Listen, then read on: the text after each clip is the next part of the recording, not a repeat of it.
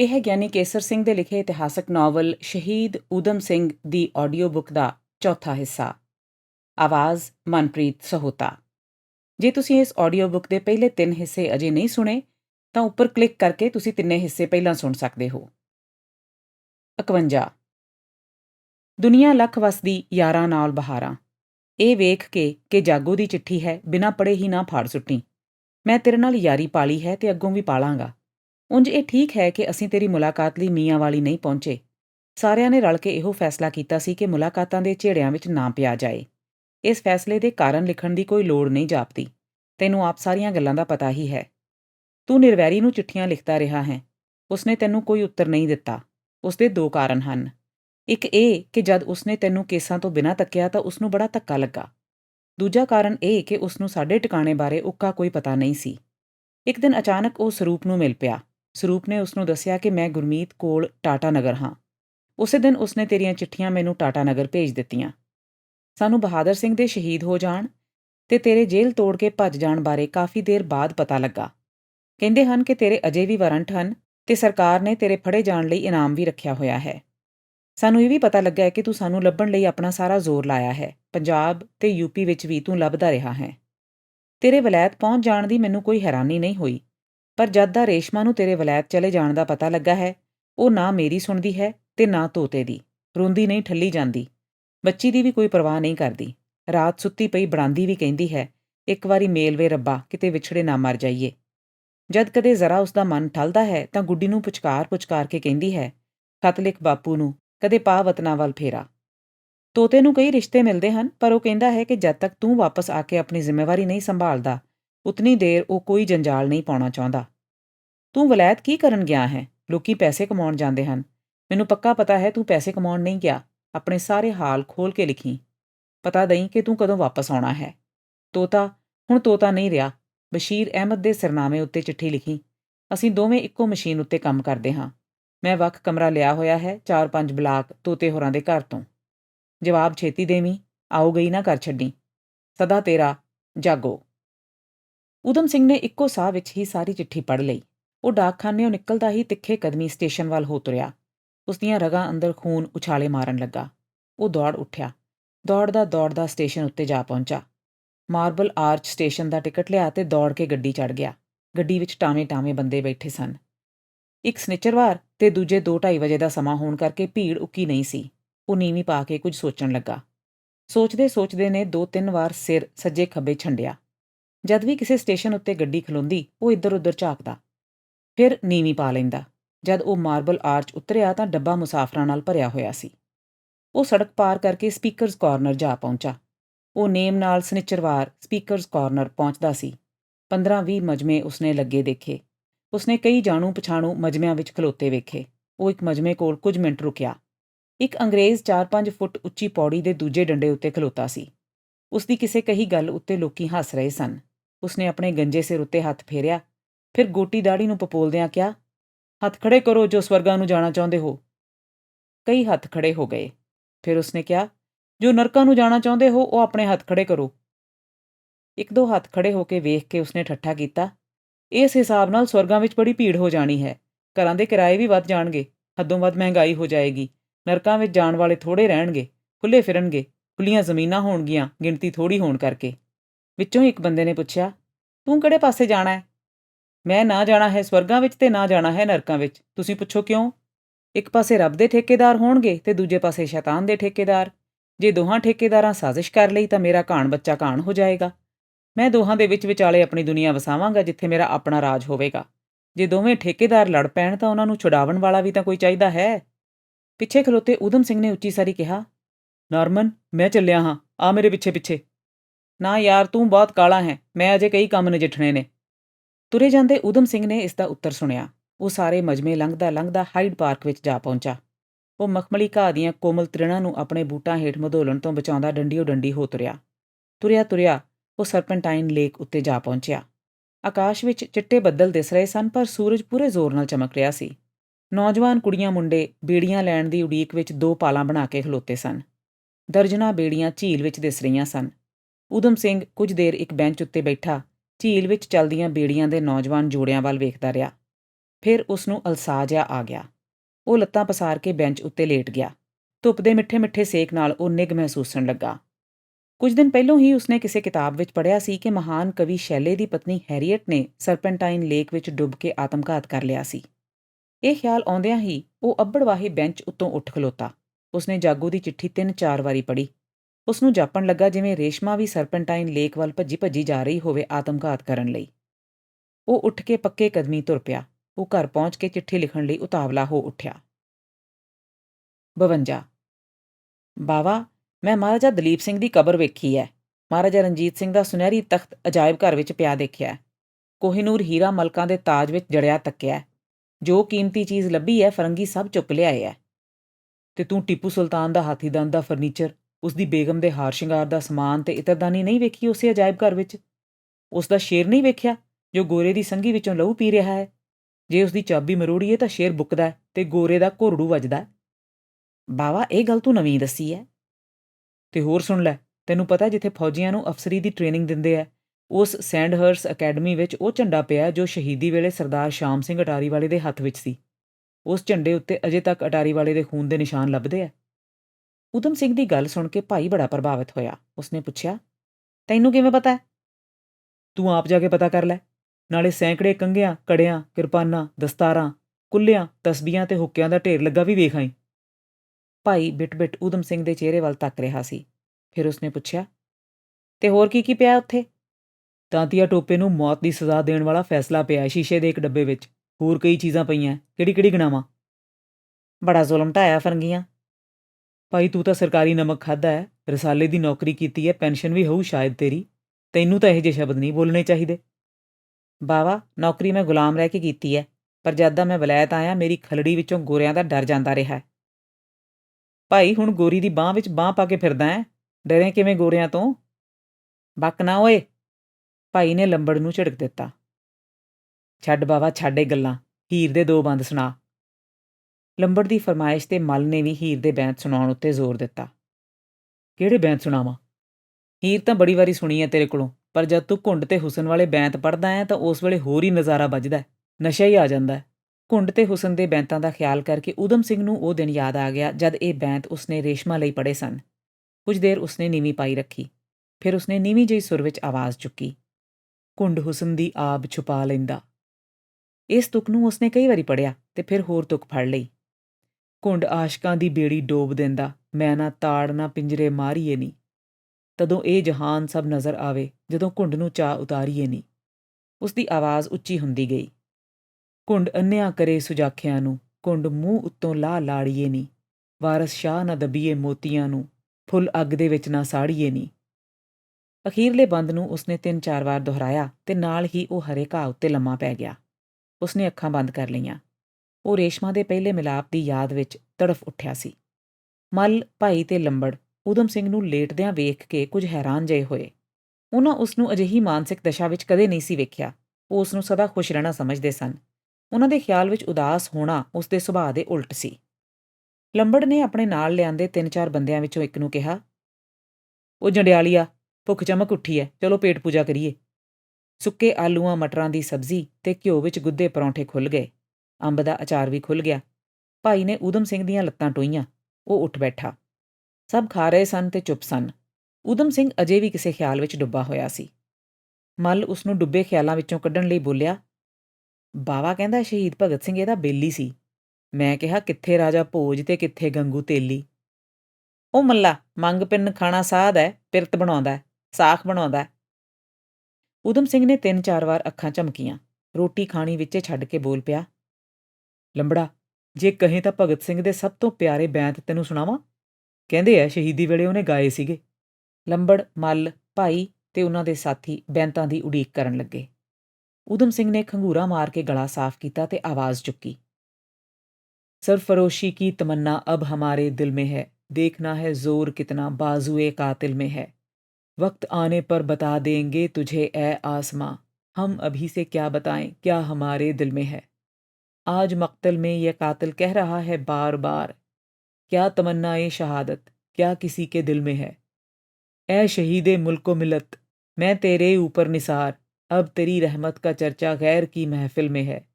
अब न अगले वलवले हैं और न अरमानों की भीड़, एक मिट जाने की हसरत अब दिले बिस्मिल में है। सरफरोशी की तमन्ना अब हमारे दिल में है, देखना है जोर कितना बाजुए कातिल में है।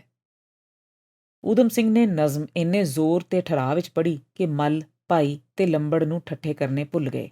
ਉਹਨਾਂ ਦੀਆਂ ਅੱਖਾਂ ਸੱਜਲ ਸਨ। ਭਾਈ ਅੱਖਾਂ ਪੂੰਝ ਰਿਹਾ ਸੀ। 53 ਊਧਮ ਸਿੰਘ ਨੂੰ ਇੱਕ ਇੰਜੀਨੀਅਰਿੰਗ ਫਰਮ ਵਿੱਚ ਕੰਮ ਮਿਲ ਗਿਆ। ਉਹ ਮੋਟਰ ਪਾਰਟਸ, ਹੋਰ ਕਈ ਮਸ਼ੀਨਾਂ ਅਤੇ ਇੰਜਨਾਂ ਦੇ ਸਪੇਅਰ ਪਾਰਟਸ ਦਾ ਵਪਾਰ ਕਰਦੇ ਸਨ। ਉਹਨਾਂ ਦਾ ਬਹੁਤਾ ਵਪਾਰ ਹਿੰਦੁਸਤਾਨ, ਬਰਮਾ ਅਤੇ ਮਲਾਇਆ ਆਦਿ ਦੇਸ਼ਾਂ ਵਿੱਚ ਸੀ।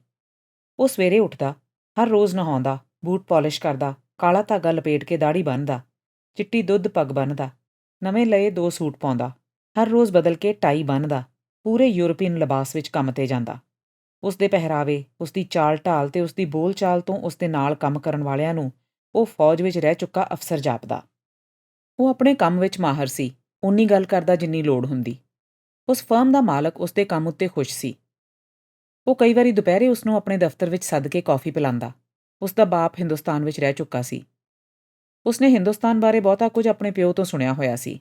ਉਸ ਨੂੰ ਹਿੰਦੁਸਤਾਨ ਦੀਆਂ ਬਹੁਤੀਆਂ ਗੱਲਾਂ ਦਿਲਚਸਪ ਤੇ ਅਜੀਬ ਜਾਪਦੀਆਂ। ਉਹ ਕਈ ਵਾਰੀ ਆਪ ਜਾ ਕੇ ਸਾਰਾ ਹਿੰਦੁਸਤਾਨ ਫਿਰ ਕੇ ਵੇਖਣ ਬਾਰੇ ਸੋਚਦਾ। ਕੌਫੀ ਪੀਣ ਵੇਲੇ ਉਹ ਤਰ੍ਹਾਂ ਦੇ ਸਵਾਲ ਕਰਦਾ ਰਹਿੰਦਾ। ਊਧਮ ਸਿੰਘ ਉਸ ਦੀਆਂ ਗੱਲਾਂ ਵਿੱਚ ਦਿਲਚਸਪੀ ਲੈਂਦਾ। ਜਦ ਕਦੇ ਕੋਈ ਰਾਜਨੀਤਿਕ ਗੱਲ ਤੁਰ ਪੈਂਦੀ ਤਾਂ ਉਹ ਚੁੱਪ ਧਾਰ ਲੈਂਦਾ। ਮਾਲਕ ਇਹ ਜਾਣ ਕੇ ਖੁਸ਼ ਹੁੰਦਾ ਕਿ ਉਹ ਰਾਜਨੀਤੀ ਵਿੱਚ ਹਿੱਸਾ ਨਹੀਂ ਲੈਂਦਾ। ਊਧਮ ਸਿੰਘ ਨੂੰ ਕਈ ਵਾਰੀ ਮਾਲਕ ਨਾਲ ਬੈਠਿਆਂ ਵੇਖ ਕੇ ਉਸ ਦੀ ਸੈਕਟਰੀ ਸੜ ਭੁੱਜ ਜਾਂਦੀ। ਫਰਮ ਦੇ ਕੁਝ ਹੋਰ ਅੰਗਰੇਜ਼ ਵੀ ਚਿੜਨ ਲੱਗ ਪਏ। ਊਧਮ ਸਿੰਘ ਉਹਨਾਂ ਦੀ ਕੈਰੀ ਅੱਖ ਤਾੜ ਗਿਆ ਤੇ ਬਹੁਤਾ ਸਮਾਂ ਆਪਣੇ ਕੰਮ ਵਿੱਚ ਰੁੱਝਾ ਰਹਿੰਦਾ। ਇੱਕ ਦਿਨ ਮਾਲਕ ਸ਼ਹਿਰੋਂ ਬਾਹਰ ਗਿਆ ਹੋਇਆ ਸੀ। ਉਸ ਦਿਨ ਮਾਲਕ ਦਾ ਬਾਪ ਫਰਮ ਵਿੱਚ ਆ ਗਿਆ। ਪਹਿਲੋਂ ਉਹ ਊਧਮ ਸਿੰਘ ਨੂੰ ਬਾਰ ਵਿੱਚ ਲੈ ਗਿਆ, ਫਿਰ ਇੱਕ ਰੈਸਟੋਰੈਂਟ ਵਿੱਚ ਉਹਨਾਂ ਖਾਣਾ ਖਾਧਾ। ਦੁਪਹਿਰ ਪਿੱਛੋਂ ਉਹਨਾਂ ਕੌਫੀ ਆਪਣੀ ਫਰਮ ਵਿੱਚ ਆ ਕੇ ਪੀਣੀ ਸੀ। ਸੜੀ ਭੁੱਜੀ ਸੈਕਟਰੀ ਨੇ ਜਦ ਕੌਫੀ ਦੇ 2 ਕੱਪ ਬਣਾ ਕੇ ਲਿਆਂਦੇ ਤਾਂ ਇੱਕ ਕੱਪ ਵਿੱਚੋਂ ਕੁਝ ਕੌਫੀ ਮਾਲਕ ਦੇ ਪਿਓ ਦੇ ਸੂਟ ਉੱਤੇ ਡੁੱਲ ਗਈ। ਉਹ ਮੁਆਫ਼ੀ ਮੰਗਣ ਲੱਗੀ। ਜਦ ਉਹ ਚਲੀ ਗਈ ਤਾਂ ਊਧਮ ਸਿੰਘ ਨੇ ਪੋਲੇ ਜਿਹੇ ਕਿਹਾ, ਕੌਫੀ ਡੁੱਲਣੀ ਮੇਰੇ ਤੇ ਸੀ, ਪਰ ਡੁੱਲ ਗਈ ਤੁਹਾਡੇ ਉੱਤੇ, ਮੁਆਫ਼ ਕਰਨਾ। ਮੈਂ ਸਭ ਸਮਝਦਾ ਹਾਂ, ਮਾਲਕ ਦੇ ਬਾਪ ਨੇ ਉੱਤਰ ਦਿੱਤਾ। ਫਿਰ ਉਹ ਆਪਣੇ ਗੁਜ਼ਰੇ ਦਿਨਾਂ ਦੀਆਂ ਕਹਾਣੀਆਂ ਕਰਨ ਲੱਗ ਪਿਆ। ਊਧਮ ਸਿੰਘ ਹੁੰਗਾਰਾ ਭਰਦਾ ਰਿਹਾ। ਉਸਨੇ ਊਧਮ ਸਿੰਘ ਨੂੰ 5 ਵਜੇ ਤੱਕ ਆਪਣੇ ਕੋਲ ਬਿਠਾਈ ਰੱਖਿਆ। ਉਹ ਉਸ ਦੀਆਂ ਗੱਲਾਂ ਤੋਂ ਅੱਕ ਗਿਆ, ਪਰ ਉਸਨੇ ਅਕੇਵਾਂ ਵਿਖਾਉਣ ਦੇ ਕੋਈ ਚਿੰਨ੍ਹ ਨਾ ਜ਼ਾਹਰ ਕੀਤੇ। ਫਰਮ ਬੰਦ ਹੋਣ ਦਾ ਸਮਾਂ ਹੋ ਰਿਹਾ ਸੀ। ਸੈਕਟਰੀ ਪੀਲਾ ਭੂਖ ਚਿਹਰਾ ਲੈ ਕੇ ਦਫ਼ਤਰ ਵਿੱਚ ਆ ਗਈ। ਮਾਲਕ ਦੇ ਪਿਓ ਨੇ ਉਸ ਦਾ ਇਸ ਤਰ੍ਹਾਂ ਆਉਣਾ ਚੰਗਾ ਨਾ ਸਮਝਿਆ ਤੇ ਅਜੀਬ ਜਿਹੀ ਨਜ਼ਰ ਨਾਲ ਤੱਕਿਆ। ਉਹ ਅਖਬਾਰ ਮੇਜ਼ ਉੱਤੇ ਰੱਖ ਕੇ ਇੱਕਦਮ ਮੁੜ ਗਈ। ਉਸਨੇ ਅਖਬਾਰ ਦੀ ਪਹਿਲੀ ਵੱਡੀ ਸੁਰਖੀ ਪੜ੍ਹ ਕੇ ਘਬਰਾ ਕੇ ਕਿਹਾ, ਜੰਗ ਲੱਗ ਗਈ ਹੈ। ਤੇ ਨਾਲ ਹੀ ਉਹ ਕੁਰਸੀ ਉੱਤੋਂ ਉੱਠ ਖਲੋਤਾ। ਬਾਹਰ ਨਿਕਲਦਿਆਂ ਉਸਨੇ ਸੈਕਟਰੀ ਨੂੰ ਕਿਹਾ, ਤਾਰ ਦੇ ਕੇ ਹੈਨਰੀ ਨੂੰ ਵਾਪਸ ਬੁਲਾ ਲਓ। ਫਿਰ ਬਿਨਾਂ ਕਿਸੇ ਨਾਲ ਗੱਲ ਕੀਤੇ ਉਹ ਘਰ ਤੁਰ ਪਿਆ। 54 ਊਧਮ ਸਿੰਘ ਨੂੰ ਇੰਜੀਨੀਅਰਿੰਗ ਫਰਮ ਵਿੱਚ ਕੰਮ ਕਰਦਿਆਂ ਲਗਭਗ 6 ਮਹੀਨੇ ਹੋ ਗਏ ਸਨ। ਇਹਨਾਂ ਦਿਨਾਂ ਵਿੱਚ ਉਸਨੇ ਆਪਣੇ ਬਹੁਤੇ ਸੱਜਣਾ ਮਿੱਤਰਾਂ ਨੂੰ ਮਿਲਣਾ ਛੱਡ ਦਿੱਤਾ। ਉਸਨੇ ਵੱਖਰਾ ਕਮਰਾ ਲਿਆ ਸੀ। ਉਹ ਕਿਸੇ ਮਿੱਤਰ ਨੂੰ ਆਪਣੇ ਪਾਸ ਆਉਣ ਦਾ ਸੱਦਾ ਨਾ ਦਿੰਦਾ। ਜਦ ਕਿਸੇ ਨੂੰ ਮਿਲਣਾ ਹੁੰਦਾ ਤਾਂ ਆਪ ਜਾ ਕੇ ਮਿਲ ਆਉਂਦਾ। ਕਦੇ-ਕਦਾਈਂ ਬੌਬ ਕੋਨੇਲੇ ਦੇ ਘਰ ਚਲਾ ਜਾਂਦਾ। ਉੱਥੋਂ ਆਪਣਾ ਸਾਈਕਲ ਚੁੱਕਦਾ, ਕਦੇ ਬੌਬ ਨੂੰ ਨਾਲ ਲੈਂਦਾ ਤੇ ਕਦੇ ਇਕੱਲਾ ਹੀ ਲੰਡਨ ਦੀਆਂ ਗਲੀਆਂ ਮੁਹੱਲੇ ਕੱਚਦਾ ਰਹਿੰਦਾ। ਇਨ੍ਹਾਂ ਹੀ ਦਿਨਾਂ ਵਿੱਚ ਕਈ ਵਾਰੀ ਕੈਨਜ਼ਿੰਗਟਨ ਦੇ ਗਲੀਆਂ ਮੁਹੱਲਿਆਂ ਵੱਲ ਜਾ ਨਿਕਲਦਾ। ਪ੍ਰਿੰਸ ਆਫ ਵੇਲਜ਼ ਟੈਰੇਸ ਵਿੱਚ ਇੱਧਰ-ਉੱਧਰ ਘੁੰਮ ਕੇ ਉਹਨਾਂ ਘਰਾਂ ਵਿੱਚ ਰਹਿਣ ਵਾਲੇ ਲੋਕਾਂ ਦੀਆਂ ਦੂਰੋਂ-ਦੂਰੋਂ ਪਛਾਣਾਂ ਕਰਦਾ ਰਹਿੰਦਾ। ਜਿਸ ਦੀ ਪਛਾਣ ਲਈ ਉਹ ਉਤਾਵਲਾ ਸੀ, ਉਸ ਨੂੰ ਉਹ ਉੱਥੇ ਨਾ ਲੱਭ ਸਕਿਆ। ਇੱਕ ਰਾਤ ਨੂੰ ਉਹ ਗੱਡੀ ਚੜ੍ਹਿਆ। ਸਵੇਰੇ ਡੇਵਨ ਕਾਉਂਟੀ ਦੇ ਇੱਕ ਪਿੰਡ ਥਰਲਸਟੋਨ ਜਾ ਪਹੁੰਚਾ। ਸਨੀ ਬੈਂਕ ਨਾਂ ਦੀ ਕੋਠੀ ਲੱਭੀ ਤੇ ਉਹ ਸੜਕ ਵਿੱਚ ਗੇੜੇ ਕੱਢਣ ਲੱਗਾ। ਉਸਨੇ ਉਸ ਕੋਠੀ ਵਿੱਚੋਂ ਇੱਕ ਅੰਗਰੇਜ਼ ਨੂੰ ਕੁੱਤਾ ਨਾਲ ਲੈ ਕੇ ਬਾਹਰ ਨਿਕਲਦਿਆਂ ਤੱਕਿਆ। ਉਸਦਾ ਦਿਲ ਧੜਕਣ ਲੱਗਾ। ਉਸਨੂੰ ਭਰੋਸਾ ਹੋ ਗਿਆ ਕਿ ਉਹ ਜਿਸ ਸ਼ਿਕਾਰ ਦੀ ਭਾਲ ਵਿੱਚ ਸੀ, ਉਹ ਉਸਨੂੰ ਲੱਭ ਪਿਆ ਹੈ। ਉਸਨੇ ਕੋਟ ਦੀ ਖੱਬੀ ਅੰਦਰਲੀ ਜੇਬ ਵਿੱਚ ਹੱਥ ਪਾਇਆ। ਕਿੰਨੀ ਦੇਰ ਉਸਨੇ ਜੇਬ ਵਿੱਚੋਂ ਹੱਥ ਬਾਹਰ ਨਾ ਕੱਢਿਆ। ਉਹ ਅੰਗਰੇਜ਼ ਕੁੱਤੇ ਨਾਲ ਖੇਡਦਾ 1.5-2 ਘੰਟੇ ਇੱਧਰ-ਉੱਧਰ ਟਹਿਲਦਾ ਰਿਹਾ। ਉਸਨੇ ਊਧਮ ਸਿੰਘ ਕੋਲੋਂ ਲੰਘਦਿਆਂ ਇੱਕ ਭਰਵੀਂ ਨਜ਼ਰ ਉਸ ਵੱਲ ਸੁੱਟੀ। ਊਧਮ ਸਿੰਘ ਉਸਦਾ ਰਾਹ ਛੱਡ ਕੇ ਸੜਕੋਂ ਪਾਰ ਹੋ ਕੇ ਜਿੱਧਰੋਂ ਉਹ ਆਇਆ ਸੀ ਉੱਧਰ ਤੁਰ ਪਿਆ। ਜਦ ਊਧਮ ਸਿੰਘ ਨੇ ਪਿੱਛੇ ਮੁੜ ਕੇ ਵੇਖਿਆ ਤਾਂ ਉਹ ਅੰਗਰੇਜ਼ ਵੀ ਪਿੱਛੇ ਮੁੜ ਕੇ ਉਸ ਵੱਲ ਵੇਖ ਰਿਹਾ ਸੀ। ਊਧਮ ਸਿੰਘ ਦਾ ਸੱਜਾ ਹੱਥ ਸਹਿਜ ਸੁਭਾਅ ਹੀ ਅੰਦਰਲੀ ਜੇਬ ਵਿੱਚੋਂ ਨਿਕਲ ਕੇ ਕੋਟ ਦੀ ਬਾਹਰਲੀ ਜੇਬ ਵਿੱਚ ਜਾ ਪਹੁੰਚਾ। ਉਸਨੇ ਇੱਕ ਮੋੜ ਮੁੜਿਆ, ਫਿਰ ਇੱਕ ਹੋਰ ਮੋੜ ਮੁੜਿਆ ਤੇ ਇੱਕ ਦੁਕਾਨ 'ਚ ਚਾਹ ਪੀਣ ਬਹਿ ਗਿਆ। ਉਹ ਚਾਹ ਪੀਂਦਾ-ਪੀਂਦਾ ਡੂੰਘੀਆਂ ਸੋਚਾਂ ਵਿੱਚ ਡੁੱਬਾ ਰਿਹਾ। ਉਸਨੂੰ ਬਹੁਤਾ ਚਿਰ ਦੁਕਾਨ 'ਤੇ ਬੈਠਾ ਵੇਖ ਕੇ ਵੇਟਰ ਕੁੜੀ ਨੇ ਪੁੱਛਿਆ, ਕੁਝ ਹੋਰ ਚਾਹੀਦਾ ਹੈ? ਤਾਂ ਉਹ ਨਹੀਂ ਕਹਿ ਕੇ ਝਟਪਟ ਉੱਠ ਖਲੋਤਾ। ਜਦ ਉਹ ਲੰਡਨ ਪਹੁੰਚਾ ਤਾਂ ਤੜਕਾ ਹੋ ਰਿਹਾ ਸੀ। ਉਹ ਘਰ ਪਹੁੰਚ ਕੇ ਕੱਪੜਿਆਂ ਸਮੇਤ ਸੋਫੇ ਉੱਤੇ ਲੇਟ ਗਿਆ। ਮਾੜੀ ਜਿਹੀ ਅੱਖ ਲੱਗੀ ਹੀ ਸੀ ਕਿ ਝੀਤਾਂ ਰਾਹੀਂ ਉਸਨੇ ਸੂਰਜ ਦੀਆਂ ਕਿਰਨਾਂ ਅੰਦਰ ਝਾਤੀ ਮਾਰਦੀਆਂ ਤੱਕੀਆਂ। ਉਹ ਝਟਪਟ ਉੱਠਿਆ, ਇਸ਼ਨਾਨ ਕੀਤਾ, ਸੂਟ-ਬੂਟ ਪਹਿਨ ਕੇ ਕੰਮ ਉੱਤੇ ਜਾਣ ਲਈ ਤਿਆਰ ਹੋ ਗਿਆ। ਅਜੇ ਉਹ ਕੰਮ ਉੱਤੇ ਪਹੁੰਚਾ ਹੀ ਸੀ ਕਿ ਮਾਲਕ ਨੇ ਉਸਨੂੰ ਬੁਲਾ ਕੇ ਪੁੱਛਿਆ, ਕੀ ਤੂੰ ਫੌਜ ਵਿੱਚ ਭਰਤੀ ਹੋਣਾ ਹੈ? ਮੈਂ ਤਾਂ ਦੇਸ਼ ਦੀ ਰਾਖੀ ਲਈ ਭਰਤੀ ਹੋ ਜਾਣ ਦੀ ਸੋਚ ਲਈ ਹੈ। ਉਸਦੀ ਗੱਲ ਸੁਣ ਕੇ ਊਧਮ ਸਿੰਘ ਹੈਰਾਨ ਹੋ ਗਿਆ ਤੇ ਚੁੱਪ ਕਰ ਰਿਹਾ। ਮਾਲਕ ਨੇ ਇਹ ਜਾਣ ਕੇ ਕਿ ਕਿਸੇ ਲਈ ਇੱਕਦਮ ਫੈਸਲਾ ਕਰਨਾ ਮੁਸ਼ਕਿਲ ਹੈ, ਜ਼ਰਾ ਠਰਮੇ ਨਾਲ ਕਿਹਾ, ਸੋਚ ਲੈ, ਕਾਹਲੀ ਕੋਈ ਨਹੀਂ। ਜੇ ਫੈਸਲਾ ਕਰ ਲਏ ਤਾਂ ਇੱਕੋ ਦਿਨ ਚੱਲ ਭਰਤੀ ਹੋਈਏ। ਉਹ ਸਾਰੀ ਰਾਤ ਨਹੀਂ ਸੀ ਸੁੱਤਾ, ਸਫ਼ਰ ਕਰਕੇ ਵੀ ਥੱਕਿਆ ਹੋਇਆ ਸੀ। ਉਹ ਬੇਦਿਲਾ ਜਿਹਾ ਕੰਮ ਕਰਦਾ ਰਿਹਾ। ਦੁਪਹਿਰੇ ਹੀ ਥਕਾਵਟ ਕਰਕੇ ਉਸਨੇ ਫਰਮ ਵਿੱਚੋਂ ਛੁੱਟੀ ਲਈ ਤੇ ਸ਼ੈਪਰਡਜ਼ ਬੁਸ਼ ਜਾਣ ਵਾਲੀ ਗੱਡੀ ਉੱਤੇ ਚੜ੍ਹ ਪਿਆ। ਭਾਈ ਆਪਣੇ ਕਮਰੇ ਵਿੱਚ ਬੈਠਾ ਸ਼ਰਟਾਂ ਦੀ ਗਿਣਤੀ ਕਰ ਰਿਹਾ ਸੀ। ਊਧਮ ਸਿੰਘ ਨੂੰ ਵੇਖ ਕੇ ਉਹ ਉੱਠ ਖਲੋਤਾ। ਕਿਉਂ ਬਾਵਾ, ਅੱਜ ਤਾਂ ਤੂੰ ਬੜੀ ਟੌਰ ਕੱਢੀ ਐ, ਕੋਈ ਬੈਂਕ ਲੁੱਟਿਆ ਈ? ਤੂੰ ਵੀ ਲੈਣਾ ਲੁੱਟ ਦਾ ਹਿੱਸਾ? ਕਹਿੰਦਿਆਂ ਊਧਮ ਸਿੰਘ ਨੇ ਨੋਟਾਂ ਦਾ ਭਰਿਆ ਬਟੂਆ ਭਾਈ ਵੱਲ ਵਧਾਇਆ। ਉਸਦਾ ਹੱਥ ਪਿੱਛੇ ਧੱਕਦਿਆਂ ਭਾਈ ਨੇ ਕਿਹਾ, ਲੰਬੜ ਦੱਸਦਾ ਸੀ ਤੂੰ ਕਿਸੇ ਬੜੀ ਵੱਡੀ ਫਰਮ ਵਿੱਚ ਲੱਗ ਗਿਆ ਤੇ ਕਈ ਗੋਰਿਆਂ ਨਾਲੋਂ ਵੱਧ ਪੌਂਡ ਮਿਲਦੇ ਆ ਤੈਨੂੰ। ਫਿਰ ਲੈ ਲੈ ਜਿੰਨੇ ਲੋੜ ਈ, ਮੇਰੇ ਪੌਂਡ ਕਿਉਂ ਨੌਲਦਾ ਹੈ? ਚੱਲ ਛੱਡ ਝੇਡਾਂ, ਦੱਸ ਕੀ ਪੀਏਗਾ? ਜੇ ਬੀਅਰ ਦਾ ਗਲਾਸ ਪੀਏ ਤਾਂ ਮੈਂ ਵੀ ਤੇਰੇ ਬਹਾਨੇ ਪੀ ਲੂੰ। ਭਾਈ ਬੋਤਲਾਂ ਪੁੱਟਣ ਲੱਗ ਪਿਆ। ਭਾਈ, ਪਤਾ ਲੱਗਿਆ ਤੂੰ ਮੈਨੂੰ ਲੱਭਦਾ ਰਿਹਾ, ਕੋਈ ਖਾਸ ਗੱਲ ਸੀ? ਖਾਸ ਗੱਲ ਕੀ ਹੋਣੀ ਸੀ, ਬਸ ਮਿਲਣ ਨੂੰ ਮਨ ਕਰਦਾ ਸੀ। ਮੈਂ ਸੋਚਿਆ ਸ਼ਾਇਦ ਜਰਮਨੀ ਇਟਲੀ ਨੂੰ ਤੁਰ ਗਿਆ ਹੋਵੇਂ। ਭਾਈ ਸੱਚੀ ਪੁੱਛੇ ਤਾਂ ਕੰਮ ਵਿੱਚੋਂ ਵਿਹਲ ਹੀ ਨਹੀਂ ਮਿਲਦੀ। ਮੱਲ ਨੂੰ ਪੁੱਛਿਆ, ਉਹ ਕਹੇ ਲੰਬੜ ਨੂੰ ਪਤਾ ਹੋਣਾ। ਲੰਬੜ ਨੂੰ ਪੁੱਛਿਆ, ਉਹ ਕਹੇ ਜੌਲ ਵੱਲ ਗਿਆ ਹੋਣਾ। ਫਿਰ ਮੈਂ ਸੋਚਿਆ ਛਿੜ ਗਿਆ ਹੋਣਾ ਕਿਧਰੇ, ਲੱਭਿਆ ਨਹੀਂ ਲੱਭਣਾ, ਸ਼ਾਇਦ ਜਿਪਸੀਆਂ ਨਾਲ ਜਾ ਰਲਿਆ ਹੋਵੇ। ਭਾਈ, ਜੇ ਬੁਰਾ ਨਾ ਮਨਾਏ ਤਾਂ ਮੈਂ ਜ਼ਰਾ ਠੌਂਕਾ ਲਾ ਲਵਾਂ। ਕਹਿੰਦਿਆਂ ਹੀ ਊਧਮ ਸਿੰਘ ਉਸਦੇ ਮੰਜੇ ਉੱਤੇ ਜਾ ਲੇਟਿਆ। ਲੇਟਦਿਆਂ ਹੀ ਉਸਦੀ ਅੱਖ ਲੱਗ ਗਈ। ਅਖਬਾਰ ਵਾਲੇ ਮੁੰਡੇ ਨੇ ਭਾਈ ਦੇ ਅੰਦਰ ਅਖਬਾਰ ਸੁੱਟੀ ਤਾਂ ਉਸਦੀ ਅੱਖ ਖੁੱਲ੍ਹ ਗਈ। ਉਸਨੇ ਵੇਖਿਆ ਘੜੀ ਉੱਤੇ 4 ਵੱਜ ਚੁੱਕੇ ਸਨ। ਉਹ ਅੱਬੜ ਵਾਹੇ ਉੱਠਿਆ। ਭਾਈ, ਮੈਂ ਹੁਣੇ ਆਇਆ, ਕਹਿ ਕੇ ਸੜਕੋਂ ਪਾਰ ਹੋ ਕੇ ਟੈਲੀਫੋਨ ਬੂਥ ਵਿੱਚ ਜਾ ਵੜਿਆ। ਅੱਗੋਂ ਫਰਮ ਦੀ ਸੈਕਟਰੀ ਬੋਲੀ, ਮੈਂ ਕੱਲ ਤੋਂ ਕੰਮ ਤੇ ਨਹੀਂ ਆਉਣਾ, ਕੰਮ ਛੱਡ ਰਿਹਾ ਹਾਂ। ਮੇਰੀ ਤਨਖਾਹ ਦੇ ਪੈਸੇ ਡਾਕ ਰਾਹੀਂ ਭੇਜ ਦੇਣੇ, ਸ਼ੁਕਰੀਆ। ਇੰਨਾ ਕਹਿ ਕੇ ਉਸਨੇ ਟੈਲੀਫੋਨ ਰੱਖ ਦਿੱਤਾ। ਸੈਕਟਰੀ ਨੇ ਇਹ ਖਬਰ ਖੁਸ਼ੀ-ਖੁਸ਼ੀ ਮਾਲਕ ਨੂੰ ਜਾ ਸੁਣਾਈ। ਉਸਨੇ ਮਨ ਹੀ ਮਨ ਵਿੱਚ ਕਿਹਾ, ਗਲੋਂ ਲੱਥਾ। ਮਾਲਕ ਨੇ ਸੋਚਿਆ ਕਿ ਉਸਨੇ ਫੌਜ ਵਿੱਚ ਭਰਤੀ ਹੋਣ ਦਾ ਮਨ ਬਣਾ ਲਿਆ ਹੋਵੇਗਾ। ਉਹ ਵੀ 2-4 ਦਿਨਾਂ ਵਿੱਚ ਫੌਜ ਵਿੱਚ ਭਰਤੀ ਹੋ ਜਾਣ ਲਈ ਮਨ ਪੱਕਾ ਕਰਨ ਲੱਗ ਪਿਆ। ਜਦ ਊਧਮ ਸਿੰਘ ਟੈਲੀਫੋਨ ਕਰਕੇ ਵਾਪਸ ਮੁੜਿਆ ਤਾਂ ਉਸਨੇ ਕਿਹਾ, ਭਾਈ, ਮੈਂ ਅੱਜ ਇੱਥੇ ਹੀ ਸੌਣਾ ਹੈ। ਤੇ ਨਾਲ ਹੀ ਉਹ ਫਿਰ ਮੰਜੇ ਉੱਤੇ ਲੰਮਾ ਪੈ ਗਿਆ। ਭਾਈ ਆਟਾ ਮਲਣ ਲੱਗ ਪਿਆ। 55 ਕ੍ਰਿਸਮਸ ਦੇ ਦਿਨ ਤੋਂ ਨਵੇਂ ਸਾਲ ਦੇ ਦਿਨ ਤੱਕ ਕਦੇ ਬਰਫ਼ ਪੈਂਦੀ ਰਹੀ ਤੇ ਕਦੀ ਰੁਕ ਜਾਂਦੀ ਰਹੀ। ਸੜਕਾਂ ਉੱਤੇ ਅੱਧ-ਖੁਰੀ ਬਰਫ਼ ਕਰਕੇ ਤਿਲਕਣ ਹੋਈ ਸੀ। ਸਮਾਗ ਨਾਲ ਆਕਾਸ਼ ਢਕਿਆ ਹੋਇਆ ਸੀ। ਦਮੇ ਤੇ ਸਾਹ ਦੀਆਂ ਬਿਮਾਰੀਆਂ ਦੇ ਮਰੀਜ਼ ਘਣੀ ਸਮਾਗ ਦੇ ਕਰਕੇ ਸਾਹ ਰੁਕਣ ਦੀ ਤਕਲੀਫ ਨਾਲ ਹਜ਼ਾਰਾਂ ਦੀ ਗਿਣਤੀ ਵਿੱਚ ਹਸਪਤਾਲਾਂ ਵਿੱਚ ਪਹੁੰਚਾਏ ਜਾ ਰਹੇ ਸਨ। ਨਰਸਾਂ ਦੀ ਘਾਟ ਸੀ। ਬਹੁਤੇ ਡਾਕਟਰ ਤੇ ਨਰਸਾਂ ਜੰਗ ਵਿੱਚ ਰੁੱਝੇ ਹੋਏ ਸਨ। ਹਸਪਤਾਲਾਂ ਨੇ ਵਾਲੰਟੀਅਰਾਂ ਦੀ ਮੰਗ ਕੀਤੀ। ਊਧਮ ਸਿੰਘ ਦਮੇ ਦੇ ਬਿਮਾਰਾਂ ਨੂੰ ਹਸਪਤਾਲ ਪਹੁੰਚਾਉਣ ਵਾਲੇ ਵਾਲੰਟੀਅਰਾਂ ਨਾਲ ਸਹਾਇਤਾ ਕਰਾਉਣ ਲੱਗ ਪਿਆ। ਮੌਸਮ ਕਦੇ-ਕਦੇ ਖੁੱਲ੍ਹਣ ਲੱਗ ਪਿਆ, ਕਦੇ-ਕਦੇ ਧੁੱਪ ਨਿਕਲਣ ਲੱਗ ਪਈ। ਕੁਝ ਚਿਰ ਧੁੱਪ ਹੁੰਦੀ, ਫਿਰ ਝੜ ਹੋ ਜਾਂਦਾ। ਐਤਵਾਰ ਦਾ ਦਿਨ ਸੀ। ਉਸਨੇ ਕੈਂਪਡਨ ਟਾਊਨ ਟਿਊਬ ਸਟੇਸ਼ਨ ਤੋਂ ਗੱਡੀ ਲਈ। ਟੌਟਨਹੈਮ ਕੋਰਟ ਰੋਡ ਸਟੇਸ਼ਨ ਉੱਤੇ ਉਤਰ ਗਿਆ। ਉੱਥੋਂ ਉਹ ਪੈਦਲ ਹੀ ਲੰਬੜ ਦੇ ਪਹੁੰਚਾ। ਲੰਬੜ ਨਾ ਮਿਲਣ ਤੇ ਉਹ ਢਿੱਲੇ-ਢਿੱਲੇ ਕਦਮੀ ਆਕਸਫੋਰਡ ਸਰਕਸ ਪਹੁੰਚ ਗਿਆ। ਉਸਨੇ ਕਈ ਮਿੱਤਰਾਂ ਪਾਸ ਜਾਣ ਬਾਰੇ ਸੋਚਿਆ। ਅੰਤ ਨੂੰ ਸਭ ਸਲਾਹਾਂ ਹਟਾ ਕੇ ਸ਼ੈਪਰਡਜ਼ ਬੁਸ਼ ਜਾਣ ਵਾਲੀ ਟਿਊਬ ਉੱਤੇ ਚੜ੍ਹ ਗਿਆ। ਗੱਡੀਆਂ ਉਤਰਦਾ ਹੀ ਉਹ ਗੁਰਦੁਆਰੇ ਵੱਲ ਹੋ ਤੁਰਿਆ। ਗੁਰਦੁਆਰੇ ਦੇ ਬਾਹਰ ਸੜਕ ਉੱਤੇ 8-10 ਫੌਜੀ ਸਿੱਖ ਖੜ੍ਹੇ ਸਨ। ਉਹ ਉਹਨਾਂ ਨੂੰ ਸਤਿ ਸ੍ਰੀ ਅਕਾਲ ਕਹਿ ਕੇ ਅੰਦਰ ਜਾਣ ਲੱਗਾ ਤਾਂ ਇੱਕ ਫੌਜੀ ਨੇ ਪੁੱਛਿਆ, ਸਰਦਾਰ ਜੀ, ਤੁਸੀਂ ਕਾਫੀ ਦੇਰ ਦੇ ਇੱਥੇ ਰਹਿੰਦੇ ਹੋਵੋਗੇ? 2-2.5 ਸਾਲ ਹੋ ਗਏ ਆ। ਕੰਮਕਾਜ ਕਿਹੋ ਜਿਹਾ ਆਪਣੇ ਲੋਕਾਂ ਦਾ? ਚੰਗਾ ਹੈ। ਆਪਣੇ ਲੋਕ ਆਮ ਤੌਰ ਤੇ ਕੀ ਕੰਮ ਕਰਦੇ ਨੇ? ਜੋ ਮਿਲ ਜਾਏ। ਫਿਰ ਵੀ? ਊਧਮ ਸਿੰਘ ਨੇ ਦੋਵੇਂ ਮੋਢੇ ਉੱਪਰ ਖਿੱਚਦਿਆਂ ਫਿਰ ਉਹੀ ਜਵਾਬ ਦਿੱਤਾ, ਜੋ ਮਿਲ ਜਾਏ। ਫੌਜੀਆਂ ਵਿੱਚੋਂ ਹੋਰ ਨੇ ਸਵਾਲ ਕਰ ਦਿੱਤਾ, ਤੁਸੀਂ ਕੀ ਕੰਮ ਕਰਦੇ ਹੋ? ਅੱਜ ਕੱਲ੍ਹ ਵਿਹਲਾ। ਪਹਿਲੋਂ ਕੀ ਕਰਦੇ ਸੀ? ਇੰਜੀਨੀਅਰਿੰਗ ਫਰਮ ਵਿੱਚ ਕੰਮ ਕਰਦਾ ਸਾਂ। ਕੰਮ ਆਪੇ ਮਿਲ ਜਾਂਦੇ ਨੇ? ਕਰਨ ਵਾਲੇ ਨੂੰ ਮਿਲ ਜਾਂਦਾ। ਪਿਛਲਾ ਪਿੰਡ ਕਿਹੜਾ? ਸੁਨਾਮ। ਇੱਕ ਹੋਰ ਫੌਜੀ ਬੋਲ ਪਿਆ, ਲੈ ਭਾਈ, ਫਿਰ ਤਾਂ ਤੂੰ ਆਪਣੇ ਪਿੰਡਾਂ ਦਾ ਹੀ ਹੈ। ਕੀ ਨਾਂ ਤੇਰਾ? ਰਾਮ ਮੁਹੰਮਦ ਸਿੰਘ। ਉਸਦਾ ਨਾਂ ਸੁਣ ਕੇ ਉਹਨਾਂ ਸਾਰੇ ਫੌਜੀਆਂ ਨੇ ਬੜੀਆਂ ਅਜੀਬ ਜਿਹੀਆਂ ਨਿਗਾਹਾਂ ਨਾਲ ਊਧਮ ਸਿੰਘ ਵੱਲ ਤੱਕਿਆ। ਉਹ ਨੀਵੀਂ ਪਾ ਕੇ ਪੌੜੀਆਂ ਚੜ੍ਹਨ ਲੱਗ ਪਿਆ। ਫੌਜੀ ਹੈਰਾਨੀ ਨਾਲ ਉਸ ਵੱਲ ਵੇਖਦੇ ਰਹੇ, ਪਰ ਉਸਨੇ ਪਿੱਛੇ ਮੁੜ ਕੇ ਨਾ ਤੱਕਿਆ। ਅੰਦਰ ਵੜਦਿਆਂ ਹੀ ਉਸਨੇ 10-12 ਹੋਰ ਫੌਜੀ ਹਾਲ ਵਿੱਚ ਖੜੇ ਤੱਕੇ।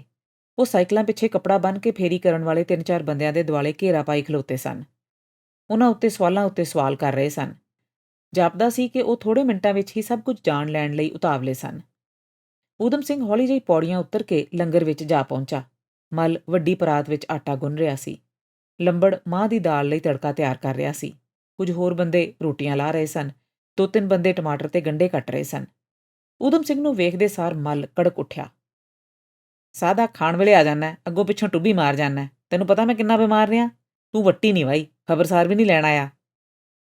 ਮੱਲਾ ਤੂੰ ਜਾਣਦਾ ਇਹਦੀਆਂ ਚਲਾਕੀਆਂ। ਜੇ ਕੋਈ ਹੋਰ ਬਹਾਨਾ ਨਾ ਲੱਭੂ ਤਾਂ ਕਹੂ ਆਇਰਲੈਂਡ ਗਿਆ ਸਾਂ, ਇਟਲੀ ਗਿਆ ਸਾਂ, ਜਰਮਨੀ ਗਿਆ ਸਾਂ। ਪਤਾ ਨਹੀਂ ਕਿੱਥੇ ਕਿੱਥੇ ਖੇ ਖਾਂਦਾ ਫਿਰਦਾ।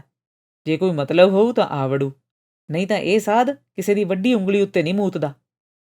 ਲੰਬੜਾ ਵਰ ਲੈ ਤੂੰ ਜਿੰਨਾ ਵਰਨਾ, ਕੱਢ ਲੈ ਆਪਣੀ ਭੜਾਸ, ਕਹਿ ਕੇ ਊਧਮ ਸਿੰਘ ਕੁਰਸੀ ਉੱਤੇ ਬੈਠ ਗਿਆ। ਇੱਕ ਕਰਦ ਚੁੱਕ ਕੇ ਟਮਾਟਰ ਕੱਟਣ ਲੱਗ ਪਿਆ। ਕੁਝ ਦੇਰ ਸਭ ਚੁੱਪ ਰਹੇ। ਊਧਮ ਸਿੰਘ ਨੇ ਪੁੱਛਿਆ, ਮੱਲ ਕੀ ਗੱਲ ਹੈ, ਅੱਜ ਬੜਾ ਲੰਗਰ ਤਿਆਰ ਹੋ ਰਿਹਾ? ਬਾਵੇ ਆਪਣੇ ਫੌਜੀ ਆਏ ਆ, ਵੇਂਦਾ ਨਹੀਂ? ਖੁਆਓ ਰੱਜ ਕੇ ਕਸਾਈਆਂ ਦੇ ਬੱਕਰਿਆਂ ਨੂੰ। ਪੌੜੀਆਂ ਤੋਂ ਉਤਰਦਿਆਂ ਭਾਈ ਨੇ ਊਧਮ ਸਿੰਘ ਦੀ ਗੱਲ ਸੁਣ ਲਈ। ਉਸਨੇ ਪੁੱਛਿਆ, ਫਿਰ ਕਹੇ ਨਾ ਕੀ ਕਿਹਾ ਈ? ਕਸਾਈ ਵਾੜੇ ਦੇ ਬੱਕਰੇ ਆ, ਹੋਰ ਕੀ ਹੈ? ਭਾਈ ਬੋਲ ਪਿਆ, ਹੋਰ ਕੋਈ ਬਾਵੇ ਦੀ ਹਾਮੀ ਭਰੇ ਜਾਂ ਨਾ, ਮੈਂ ਤਾਂ ਇਹਦੀ ਗੱਲ ਨਾਲ ਸਹਿਮਤ ਹਾਂ। ਸੰਨ 14 ਵਾਲੇ ਜੰਗ ਵਿੱਚ ਘੋੜਿਆਂ ਦੀ ਸੇਵਾ ਕਰਦਿਆਂ ਤੇ ਲਿੱਦਾਂ ਹੂੰਝਦਿਆਂ ਹੱਥ ਕਾਣੇ ਹੋ ਗਏ। ਸਾਲੇ ਫਰੰਗੀ ਮਰੱਬਿਆਂ ਦਾ ਲਾਲਚ ਦੇ ਕੇ ਸਭ ਕੰਮ ਕਰਾਉਂਦੇ ਰਹੇ। ਜਦ ਕੰਮ ਨਿਕਲ ਗਿਆ ਤਾਂ ਸਾਲਿਆਂ ਹੁਕਮ ਦੇ ਦਿੱਤਾ, ਨਾਮ ਘਟਾਓ। ਤੇ ਜਿਹੜੇ ਮਖਾਣੇ ਫਰੰਗੀਆਂ ਨੇ ਜੱਲਿਆਂ ਵਾਲੇ ਬਾਗ ਵਿੱਚ ਵੰਡੇ ਸੀ, ਉਹ ਭੁੱਲ ਗਏ ਉਹ ਭਾਈ। ਜੇ ਤੂੰ ਉੱਥੇ ਹੁੰਦਾ ਤੈਨੂੰ ਵੀ ਹਿੱਸਾ ਮਿਲ ਜਾਂਦਾ। ਇੰਨੀ ਦੇਰ ਨੂੰ 2 ਫੌਜੀ ਲੰਗਰ ਵਿੱਚ ਉਤਰ ਆਏ।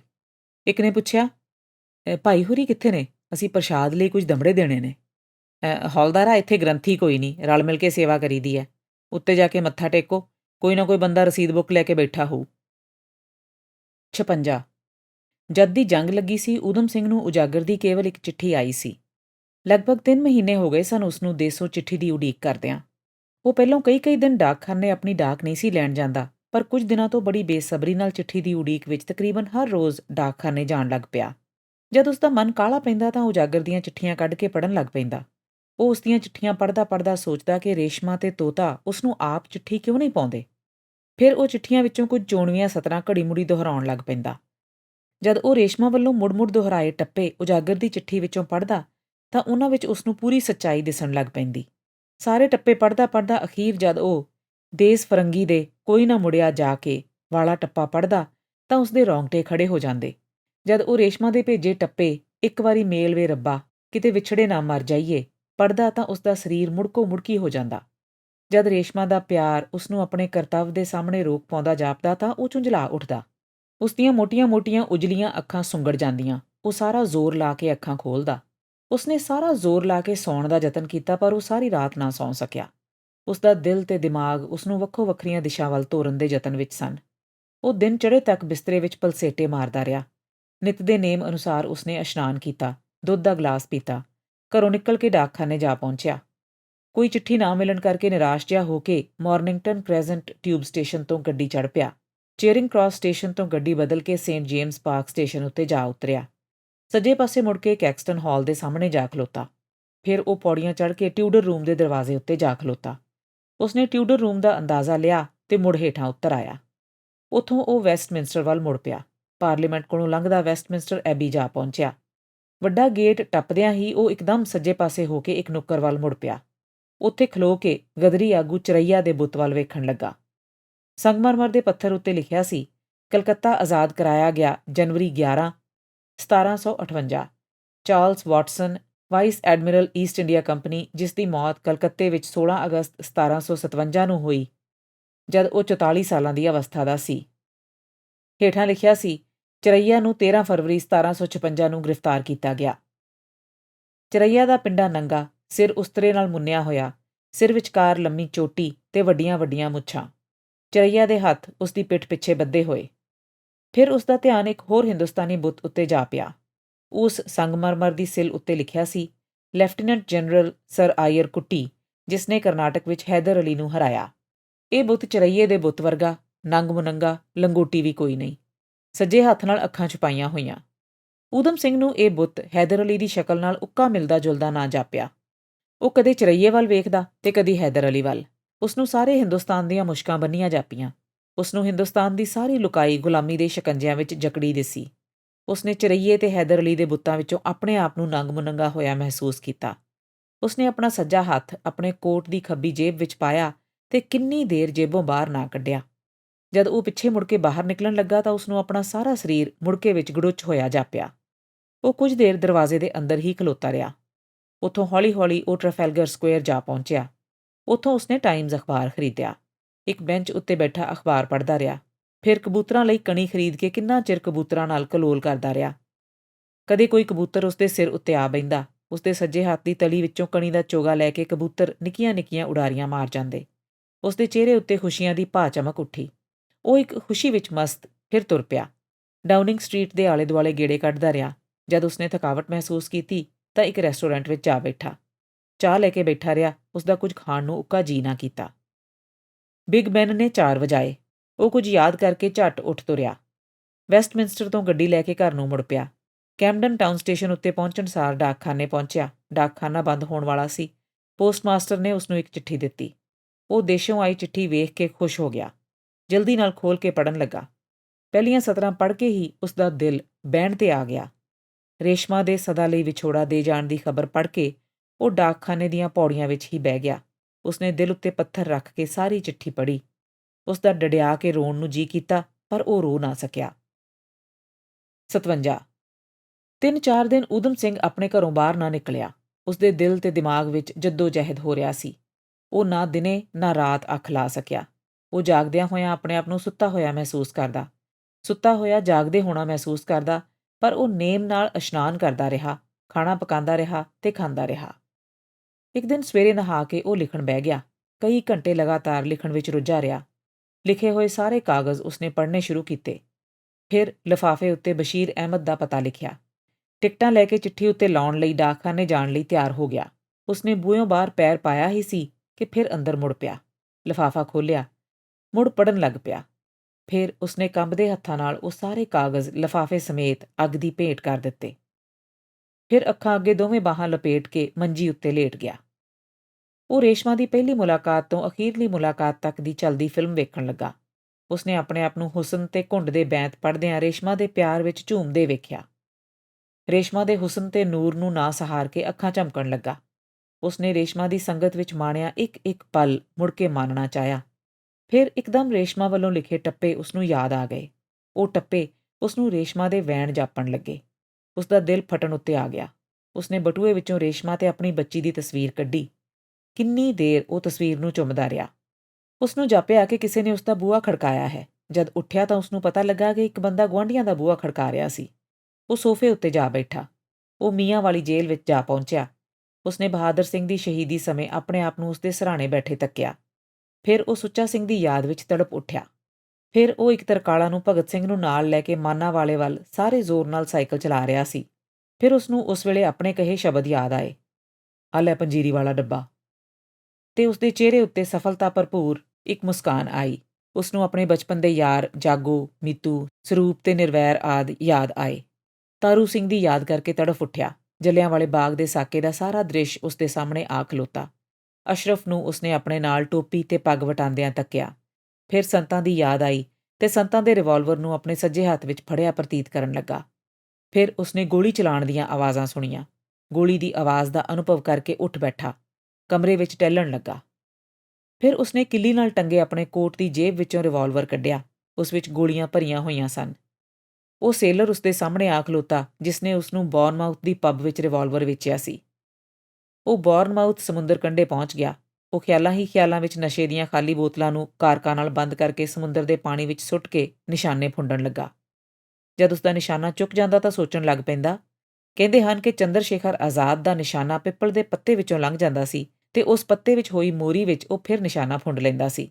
ਮੇਰੇ ਨਿਸ਼ਾਨੇ ਕਿਉਂ ਖੁੰਝ ਜਾਂਦੇ ਹਨ? ਉਸਨੂੰ ਇਹਨਾਂ ਖਿਆਲਾਂ ਵਿੱਚ ਡੁੱਬਿਆਂ ਰਾਤ ਪੈ ਗਈ। ਉਸਦਾ ਮਨ ਬਾਹਰ ਜਾਣ ਨੂੰ ਕੀਤਾ ਪਰ ਉਹ ਬਾਹਰ ਨਾ ਗਿਆ। ਉਹ ਮੰਜੇ ਉੱਤੇ ਲੇਟਿਆ ਹੀ ਸੀ ਕਿ ਫਿਰ ਉਹ ਰੇਸ਼ਮਾ ਦੀ ਯਾਦ ਵਿੱਚ ਤੜਫ ਉੱਠਿਆ। ਉਸਨੇ ਫਿਰ ਬਟੂਆ ਖੋਲ੍ਹਿਆ। ਤਸਵੀਰ ਕੱਢੀ। ਕਿੰਨੀ ਦੇਰ ਤਸਵੀਰ ਵੱਲ ਵੇਖਦਾ ਰਿਹਾ। ਫਿਰ ਉਸਨੇ ਕਈ ਵਾਰੀ ਤਸਵੀਰ ਨੂੰ ਚੁੰਮਿਆ। ਫਿਰ ਮੱਥੇ ਨਾਲ ਲਾਇਆ। ਫਿਰ ਹੌਲੀ ਜਿਹੀ ਉੱਠ ਕੇ ਉਸਨੇ ਉਹ ਤਸਵੀਰ ਅੱਗ ਦੀ ਭੇਟਾ ਕਰ ਦਿੱਤੀ। ਲੜਖੜਾਉਂਦੇ ਕਦਮ ਪੁੱਟਦਾ ਮੰਜੇ ਉੱਤੇ ਜਾ ਡਿੱਗਾ। ਉਹ ਬੇਸੁਰਤ ਜਿਹਾ ਹੋਇਆ ਪਿਆ ਰਿਹਾ। ਜਦੋਂ ਮੰਜੀ ਉੱਤੋਂ ਉੱਠਿਆ ਤਾਂ ਅੱਧੀ ਰਾਤ ਹੋ ਚੁੱਕੀ ਸੀ। ਉਹ ਬਿਜਲੀ ਬੁਝਾਉਣ ਲੱਗਾ। ਫਿਰ ਕੁਝ ਸੋਚ ਕੇ ਕੁਰਸੀ ਉੱਤੇ ਜਾ ਬੈਠਾ। ਝੱਟ ਹੀ ਫਿਰ ਉਸਨੇ ਲਿਖਣਾ ਸ਼ੁਰੂ ਕਰ ਦਿੱਤਾ। 4-5 ਘੰਟੇ ਸੋਚਦਾ ਤੇ ਲਿਖਦਾ ਰਿਹਾ। ਫਿਰ ਉਸਨੇ ਇੱਕ ਲੰਮੀ ਅੰਗੜਾਈ ਲਈ, ਕਾਗਜ਼ ਇਕੱਠੇ ਕੀਤੇ। 2 ਭਾਨਾਂ ਪਾ ਕੇ ਉਸਨੇ ਉਹ ਕਾਗਜ਼ ਆਪਣੇ ਵੱਡੇ ਕੋਟ ਦੀ ਸੱਜੀ ਜੇਬ ਵਿੱਚ ਪਾ ਲਏ। ਦਿਨ ਚੜ੍ਹਨ ਵਾਲਾ ਸੀ। ਉਹ ਨਹਾਉਣ ਲਈ ਗੁਸਲਖਾਨੇ ਜਾ ਵੜਿਆ। ਉਹ ਚੰਦਰ ਸ਼ੇਖਰ ਦਾ ਪਿਆਰਾ ਗੀਤ ਮਾਂ ਹਮੇ ਵਿਦਾ ਦੋ, ਜਾਤੇ ਹੈ ਹਮ ਵਿਜੈ ਕੇਤੂ ਲਹਿਰਾਨੇ ਆਜ ਮਸਤੀ ਵਿੱਚ ਆ ਕੇ ਗਾ ਰਿਹਾ ਸੀ। 58 ਮੱਲ, ਲੰਬੜ ਨੂੰ ਵੀ ਸੱਦ ਲਈਏ ਇੱਥੇ ਹੀ? ਨੱਕੀ ਤੇਰਾ ਛੁਹਾਰਾ ਪੈਣਾ। ਛੁਹਾਰਾ ਵੀ ਪੈ ਜਾਊ, ਕਾਹਲਾ ਕਿਉਂ ਪੈਣਾ? ਛੁਹਾਰਾ ਪਊ ਇਸ ਮਖੱਟੂ ਦਾ। ਰੁੜ ਜਾਊ ਉਹ ਵੀ ਜਿਹੜੀ ਤੇਰੇ ਲੜ ਲੱਗੂ। ਮੱਲ ਦੀ ਗੱਲ ਊਧਮ ਸਿੰਘ ਦੇ ਦਿਲ ਉੱਤੇ ਤਲਵਾਰ ਦੇ ਫੱਟ ਵਾਂਗੂ ਲੱਗੀ। ਉਸਦੇ ਦਿਲ ਵਿੱਚੋਂ ਇੱਕ ਨਾ ਸਹਾਰੀ ਜਾਣ ਵਾਲੀ ਚੀਸ ਉੱਠੀ। ਉਸਨੇ ਸੱਜਾ ਹੱਥ ਆਪਣੇ ਦਿਲ ਉੱਤੇ ਰੱਖ ਕੇ ਇੱਕ ਉੱਭਾ ਸਾਹ ਲਿਆ। ਉਸਦੇ ਚਿਹਰੇ ਉੱਤੇ ਕੁਝ ਅਜੀਬ ਜਿਹੇ ਪ੍ਰਭਾਵ ਵੇਖ ਕੇ ਮੱਲ ਨੇ ਪੁੱਛਿਆ, ਕਿਉਂ ਬਾਵੇ, ਤਗੜਾ ਤਾਂ ਹੈ? ਨਹੀਂ, ਕੋਈ ਗੱਲ ਨਹੀਂ।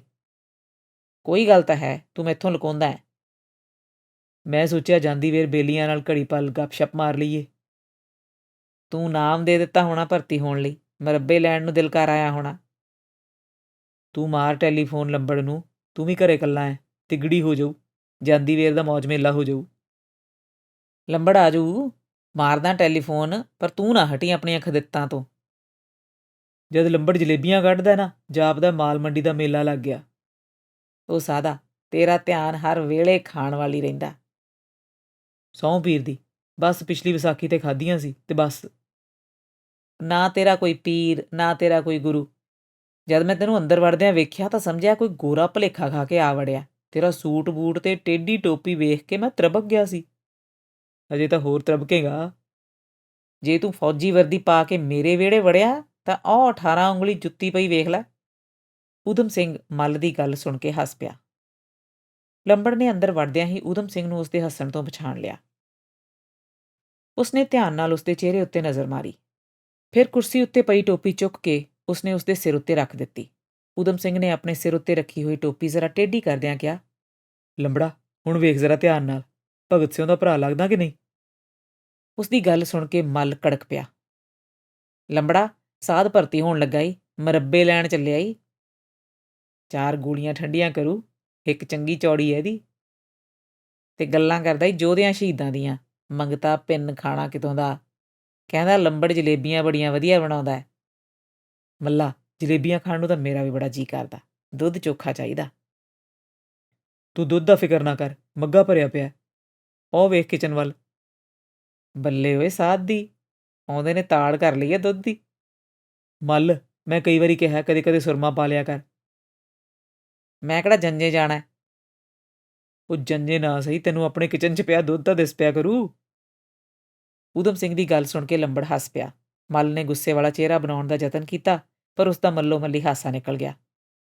ਸਾਦਾ, ਸੱਚੀ ਪੁੱਛੇ ਤਾਂ ਤੇਰੇ ਬਿਨਾਂ ਰੌਣਕ ਨਹੀਂ ਬਣਦੀ। ਕਿੰਨੇ ਦਿਨ ਤੂੰ ਮੂੰਹ ਨਹੀਂ ਦਿਖਾਇਆ, ਕਿੱਥੇ ਗਿਆ ਸੈਂ? ਆਹੋ, ਕਹਿ ਦੇ ਜਾਰਜ ਨਾਲ ਦਸਤ ਪੰਜਾ ਲੈਣ ਗਿਆ ਸਾਂ। ਊਧਮ ਸਿੰਘ ਨੇ ਮੱਲ ਦਾ ਠੱਠਾ ਸੁਣ ਕੇ ਨੀਵੀਂ ਪਾ ਲਈ। ਉਸਦਾ ਧਿਆਨ ਠੱਠੇ ਮਖੌਲ ਵੱਲੋਂ ਉਖੜ ਗਿਆ। ਉਸਨੇ ਆਪਣੇ ਚਿਹਰੇ ਉੱਤੇ ਸੰਜੀਦਗੀ ਦਾ ਪ੍ਰਭਾਵ ਆਉਣ ਤੋਂ ਰੋਕਣ ਲਈ ਉੱਠਦਿਆਂ ਕਿਹਾ, ਦੁਪਹਿਰਾਂ ਹੋ ਗਈਆਂ, ਰੋਟੀ ਦੀ ਥਾਂ ਜਲੇਬੀਆਂ ਬਣਨ, ਰਾਤ ਨੂੰ ਬਣੂ ਸਾਗ। ਸਾਗ ਖਾਦਿਆਂ ਦੇਰ ਹੋ ਗਈ ਹੈ। ਮਾਨ ਨਾ ਮਾਨ, ਮੈਂ ਤੇਰਾ ਮਹਿਮਾਨ। ਵੇਖਿਆ ਹੀ, ਰਾਤ ਦਾ ਵੀ ਪ੍ਰੋਗਰਾਮ ਬਣਾਈ ਬੈਠਾ। ਮੱਲਾ, ਕਬੀਰ ਦਾ ਸਲੋਕ ਨਹੀਂ ਸੁਣਿਆ? ਚਿੜੀ ਚੋਂਚ ਭਰ ਲਈ ਗਈ, ਨਦੀ ਨਾ ਘਟਿਓ ਨੀਰ, ਦਾਨ ਦੇਤ ਧਨ ਨਾ ਘਟੈ, ਕਹਿ ਗਏ ਭਗਤ ਕਬੀਰ। ਸਾਦਾ, ਤੂੰ ਦਾਨ ਥੋੜਾ ਲੈਣਾ, ਤੂੰ ਤਾਂ ਡਾਂਗਾਂ ਨਾਲ ਖੋਹਣਾ। ਲੈ ਲੰਬੜਾ, ਤੂੰ ਹੀ ਨਿਆ ਕਰ, ਤੂੰ ਕੋਈ ਡਾਂਗ ਵੇਖੀ ਆ ਮੇਰੇ ਕੋਲੇ? ਸਾਦਾ, ਆ ਇੱਧਰ, ਛੱਡ ਝੇਡਾਂ, ਭਖਾ ਕੋਲੇ। ਲੰਬੜਾ, ਤੇ ਆਟਾ? ਆਟਾ ਸਾਡੇ ਘੋਲਿਆ ਪਿਆ ਕੱਲ੍ਹ ਦਾ, ਮੈਂ ਮੰਗਵਾ ਲੈਂਦਾ ਮੁੰਡੇ ਕੋਲੋਂ। ਉਹ ਤਿੰਨੇ ਠੱਠਾ ਮਖੌਲ ਕਰਕੇ ਜਲੇਬੀਆਂ ਤਿਆਰ ਕਰਦੇ ਰਹੇ। ਫਿਰ ਉਹਨਾਂ ਰੱਜ ਕੇ ਦੁੱਧ ਤੇ ਜਲੇਬੀਆਂ ਖਾਧੀਆਂ। ਕੁਝ ਅਲਸਾ ਗਏ। ਮੱਲ ਨੇ ਆਕੜ ਭੰਨਦਿਆਂ ਕਿਹਾ, ਘਰ ਬੈਠਿਆਂ ਬੈਠਿਆਂ ਮਨ ਅੱਕ ਗਿਆ, ਚਲੋ ਬਾਹਰ ਫਿਰ ਤੁਰ ਆਈਏ। ਉਹ ਘਰੋਂ ਨਿਕਲ ਕੇ ਪੇਟੀਕੋਟ ਲੇਨ ਜਾ ਨਿਕਲੇ। ਭੀੜ ਕਰਕੇ ਤਿਲ ਸੁੱਟਣ ਨੂੰ ਥਾਂ ਨਹੀਂ ਸੀ।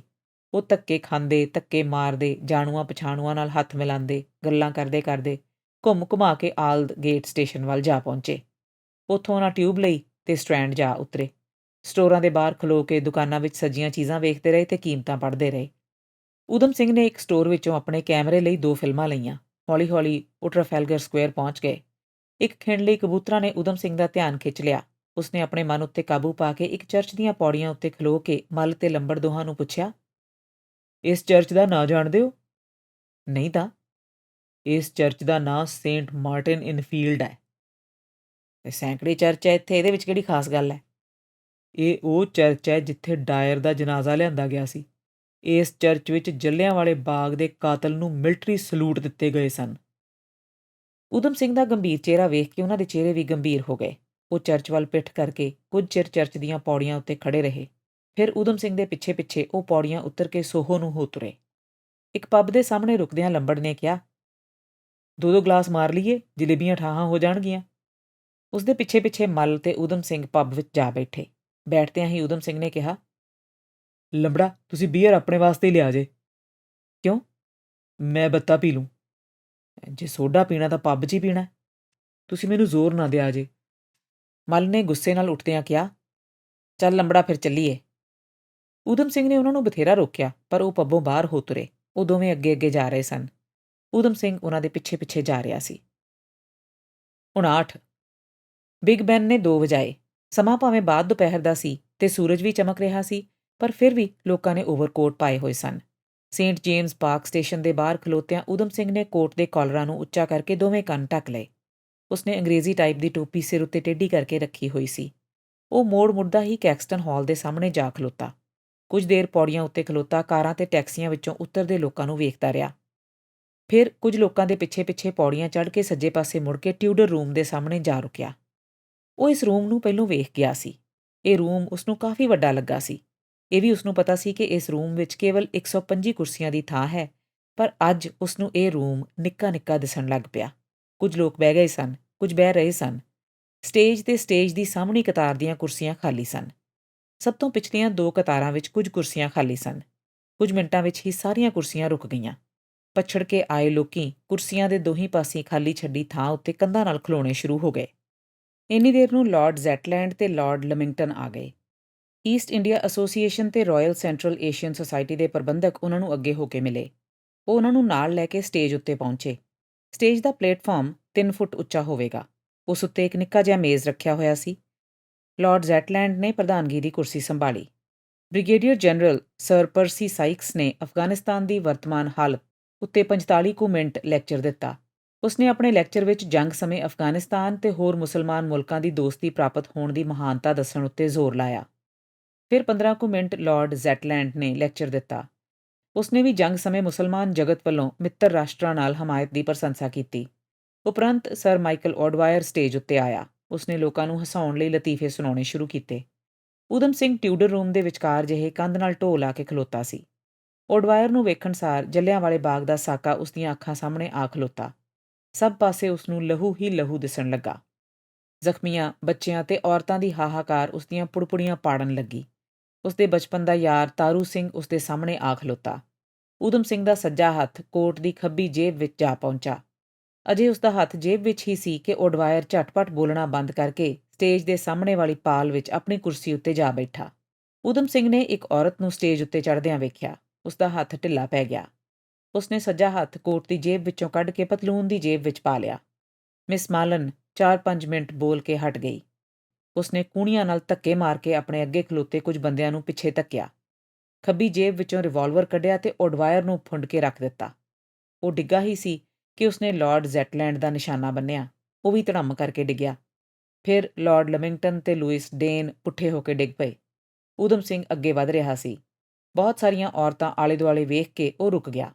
ਨਾਅਰੇ ਉੱਠੇ, ਇਨਕਲਾਬ ਜ਼ਿੰਦਾਬਾਦ, ਸਾਮਰਾਜ ਮੁਰਦਾਬਾਦ, ਇਨਕਲਾਬ ਜ਼ਿੰਦਾਬਾਦ, ਸਾਮਰਾਜ ਮੁਰਦਾਬਾਦ। 60 ਲਿੰਕਨ ਇਨ ਵਿੱਚੋਂ ਬੈਰਿਸਟਰੀ ਕਰਨ ਆਇਆ ਇੱਕ ਵਿਦਿਆਰਥੀ ਮੱਲ ਤੇ ਲੰਬੜ ਨੂੰ ਅਖਬਾਰ ਪੜ੍ਹ ਕੇ ਸਾਰੀ ਖਬਰ ਪੰਜਾਬੀ ਵਿੱਚ ਸਮਝਾ ਰਿਹਾ ਸੀ। ਕੈਕਸਟਨ ਹਾਲ ਵਿੱਚ ਗੋਲੀ ਚੱਲ ਗਈ। ਸਰ ਮਾਈਕਲ ਆਡਵਾਇਰ ਨੂੰ ਗੋਲੀ ਮਾਰ ਦਿੱਤੀ ਗਈ। ਲਾਰਡ ਜ਼ੈਟਲੈਂਡ ਸੈਕਟਰੀ ਆਫ ਸਟੇਟ ਤੇ ਹਿੰਦੁਸਤਾਨ ਵਿੱਚ ਰਹਿ ਚੁੱਕੇ 2 ਗਵਰਨਰ ਜ਼ਖਮੀ ਹੋ ਗਏ। ਆਡਵਾਇਰ ਮਰ ਗਿਆ ਕਿ ਜਿਉਂਦਾ ਹੈ? ਮੱਲ ਨੇ ਕਾਹਲੇ ਪੈ ਕੇ ਪੁੱਛਿਆ। ਮਰ ਗਿਆ। ਕਿਸ ਮਾਰਿਆ? ਚੱਲ ਪੜ੍ਹ ਅੱਗੇ। ਮੀਟਿੰਗ ਦੇ ਖਤਮ ਹੋਣ ਉੱਤੇ ਸਰੋਤਿਆਂ ਵਿੱਚੋਂ ਇੱਕ ਸਰੋਤੇ ਨੇ ਇੱਕਦਮ ਗੋਲੀ ਚਲਾਉਣੀ ਸ਼ੁਰੂ ਕਰ ਦਿੱਤੀ। ਪਹਿਲੀ ਗੋਲੀ ਨਾਲ ਹੀ ਸਰ ਮਾਈਕਲ ਆਡਵਾਇਰ ਦੀ ਮੌਤ ਹੋ ਗਈ। ਲਾਰਡ ਜ਼ੈਟਲੈਂਡ ਮੁਸ਼ਕਲ ਨਾਲ ਬਚਿਆ। ਲਾਰਡ ਲਮਿੰਗਟਨ ਤੇ ਸਰ ਲੂਇਸ ਡੇਨ ਵੀ ਜ਼ਖਮੀ ਹੋਏ। ਇਹਨਾਂ ਚੌਹਾਂ ਕੈਕਸਟਨ ਹਾਲ ਦੀ ਮੀਟਿੰਗ ਵਿੱਚ ਲੈਕਚਰ ਦਿੱਤੇ ਸਨ। ਮੀਟਿੰਗ ਖਤਮ ਹੀ ਹੋਈ ਸੀ। ਲੋਕੀ ਜਾਣ ਦੀਆਂ ਤਿਆਰੀਆਂ ਕਰ ਰਹੇ ਸਨ ਕਿ ਗੋਲੀ ਚੱਲਣੀ ਸ਼ੁਰੂ ਹੋ ਗਈ। 35-40 ਸਾਲ ਦੇ ਇੱਕ ਹੱਟੇ-ਕੱਟੇ ਹਿੰਦੁਸਤਾਨੀ ਨੇ ਮੀਟਿੰਗ ਖਤਮ ਹੋਣ ਉੱਤੇ ਲੈਕਚਰਾਰਾਂ ਅਤੇ ਪ੍ਰਬੰਧਕਾਂ ਉੱਤੇ ਹਮਲਾ ਕਰ ਦਿੱਤਾ।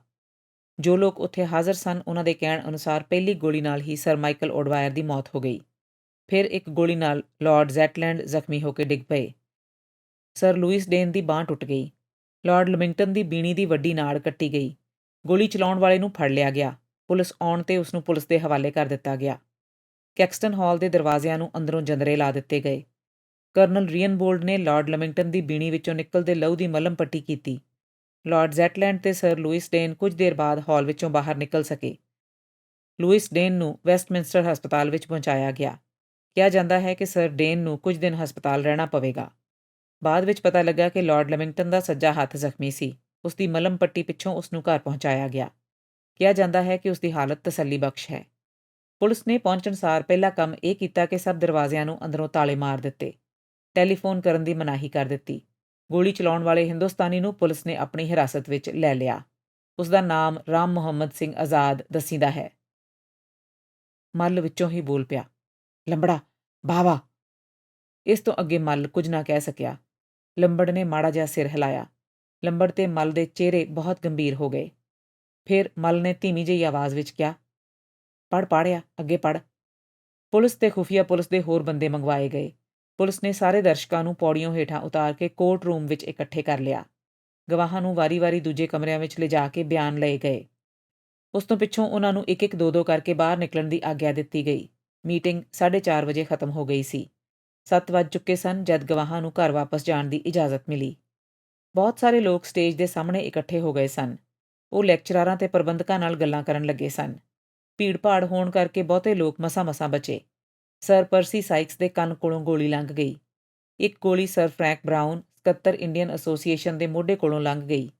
ਮੀਟਿੰਗ ਖਤਮ ਹੋਣ ਵੇਲੇ ਸਰ ਪਰਸੀ ਸਾਈਕਸ ਤੇ ਸਰ ਫਰੈਂਕ ਬਰਾਊਨ ਲਾਰਡ ਜ਼ੈਟਲੈਂਡ ਦੇ ਸੱਜੇ-ਖੱਬੇ ਬੈਠੇ ਸਨ। ਜਦ ਮੀਟਿੰਗ ਖਤਮ ਹੋਈ ਤਾਂ ਉਹ ਲਾਰਡ ਜ਼ੈਟਲੈਂਡ ਦੇ ਨਾਲ ਹੀ ਪਲੇਟਫਾਰਮ ਤੋਂ ਹੇਠਾਂ ਉਤਰੇ ਸਨ। ਸਰ ਬਰਾਊਨ ਲਾਰਡ ਜ਼ੈਟਲੈਂਡ ਦਾ ਧੰਨਵਾਦ ਕਰ ਰਿਹਾ ਸੀ ਜਦ ਗੋਲੀ ਚੱਲਣੀ ਸ਼ੁਰੂ ਹੋਈ। ਲਾਰਡ ਲਮਿੰਗਟਨ ਤੇ ਸਰ ਮਾਈਕਲ ਓਡਵਾਇਰ ਸਟੇਜ ਦੇ ਸਾਹਮਣੇ ਪਹਿਲੀ ਕਤਾਰ ਵਿੱਚ ਬੈਠੇ ਸਨ। ਸਰ ਓਡਵਾਇਰ ਕੁਰਸੀਆਂ ਦੀ ਪਾਲ ਦੇ ਇੱਕ ਸਿਰੇ ਵਾਲੀ ਕੁਰਸੀ ਉੱਤੇ ਬੈਠਾ ਸੀ। ਉਸ ਦੇ ਬਿਲਕੁਲ ਨੇੜਿਓਂ ਗੋਲੀ ਚੱਲੀ। ਅਜੇ ਉਹ ਕੁਰਸੀ ਤੋਂ ਉੱਠਿਆ ਹੀ ਸੀ ਕਿ ਗੋਲੀ ਲੱਗਣ ਸਾਰ ਡਿੱਗ ਪਿਆ। ਲੇਡੀ ਓਡਵਾਇਰ ਨੂੰ ਉਸ ਦੇ ਘਰ Prince of Wales Terrace, Kensington telephone ਰਾਹੀਂ ਖਬਰ ਦਿੱਤੀ ਗਈ।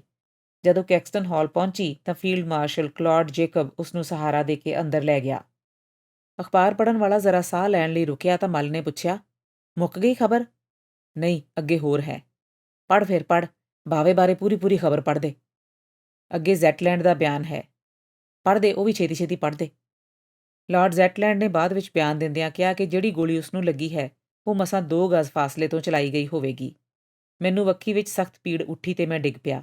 ਜਦ ਮੈਂ ਲੰਮਾ ਪਿਆ ਹੋਇਆ ਸਾਂ ਮੈਂ ਹੋਰ ਗੋਲੀਆਂ ਚੱਲਣ ਦੀ ਆਵਾਜ਼ ਸੁਣੀ, ਪਰ ਮੈਂ ਕੁਝ ਵੇਖ ਨਾ ਸਕਿਆ। ਫਿਰ ਮੈਨੂੰ ਸੇਂਟ ਜਾਰਜ ਹਸਪਤਾਲ ਪਹੁੰਚਾਇਆ ਗਿਆ। ਐਕਸ-ਰੇ ਲਏ ਗਏ। ਮੈਨੂੰ ਦੱਸਿਆ ਗਿਆ ਕਿ ਕੋਈ ਹੱਡੀ ਨਹੀਂ ਟੁੱਟੀ। ਬਾਅਦ ਵਿੱਚ ਪਤਾ ਲੱਗਾ ਕਿ ਇੱਕ ਗੋਲੀ ਮੈਨੂੰ ਲੱਗੀ ਸੀ। ਮੇਰੇ ਕੱਪੜਿਆਂ ਵਿੱਚ ਮੋਰੀਆਂ ਹਨ ਗੋਲੀ ਲੱਗਣ ਦੀਆਂ। ਮੇਰੀ ਜੈਕਟ, ਵਾਸਕਟ ਤੇ ਕਮੀਜ਼ ਵਿੱਚੋਂ ਲੰਘ ਕੇ ਰੁਕ ਗਈ ਜਾਪਦੀ ਹੈ। ਮੇਰੀਆਂ ਪਸਲੀਆਂ ਉੱਤੇ ਪੱਟੀਆਂ ਬੱਧੀਆਂ ਹੋਈਆਂ ਹਨ। ਮੈਨੂੰ ਪਤਾ ਨਹੀਂ ਕਿ ਗੋਲੀ ਨੇ ਕਿੰਨਾ ਕੁ ਨੁਕਸਾਨ ਕੀਤਾ ਹੈ। ਸਕਾਟਲੈਂਡ ਯਾਰਡ ਦੇ ਅਫਸਰ ਕਾਤਲ ਨੂੰ ਕੈਨਨ ਰੋ ਪੁਲਿਸ ਸਟੇਸ਼ਨ ਲੈ ਗਏ। ਅੱਜ ਸਵੇਰੇ ਗੋਲੀ ਚਲਾਉਣ ਵਾਲੇ ਨੂੰ ਬੋ ਸਟਰੀਟ ਪੁਲਿਸ ਕੋਰਟ ਵਿੱਚ ਕਤਲ ਦੇ ਇਲਜ਼ਾਮ ਵਿੱਚ ਪੇਸ਼ ਕੀਤਾ ਜਾਏਗਾ। ਲਾਰਡ ਲਮਿੰਗਟਨ 1903 ਤੋਂ 1907 ਤੱਕ ਬੰਬਈ ਦਾ ਗਵਰਨਰ ਰਿਹਾ ਹੈ ਤੇ ਅੱਜਕੱਲ੍ਹ ਈਸਟ ਇੰਡੀਆ ਐਸੋਸੀਏਸ਼ਨ ਦਾ ਪ੍ਰਧਾਨ ਹੈ। ਸਰ ਲੂਇਸ ਡੇਨ 1908 ਤੋਂ 1913 ਤੱਕ ਪੰਜਾਬ ਦਾ ਲੈਫਟੀਨੈਂਟ ਗਵਰਨਰ ਰਿਹਾ ਹੈ। ਅੰਮ੍ਰਿਤਸਰ ਦੇ ਹੱਤਿਆਕਾਂਡ ਵੇਲੇ ਸਰ ਮਾਈਕਲ ਓਡਵਾਇਰ ਪੰਜਾਬ ਦਾ ਗਵਰਨਰ ਸੀ। ਮੱਲ ਤੇ ਲੰਬੜ ਦੋਵੇਂ ਹੱਕੇ-ਬੱਕੇ ਇੱਕ ਦੂਜੇ ਵੱਲ ਵੇਖ ਰਹੇ ਸਨ। ਅਚਾਨਕ ਮੱਲ ਦੇ ਮੂੰਹੋਂ ਨਿਕਲ ਗਿਆ, ਸ਼ੇਰ ਬੁੱਕਿਆ ਸ਼ੇਰ। ਕਿਉਂ ਪੜ੍ਹਿਆ? ਹੋਰ ਵੀ ਕੋਈ ਖਬਰ ਹੈ ਬਾਵੇ ਬਾਰੇ? ਵਿਦਿਆਰਥੀ ਅਖਬਾਰ ਦੇ ਵਰਕੇ ਫਰੋਲਣ ਲੱਗਾ।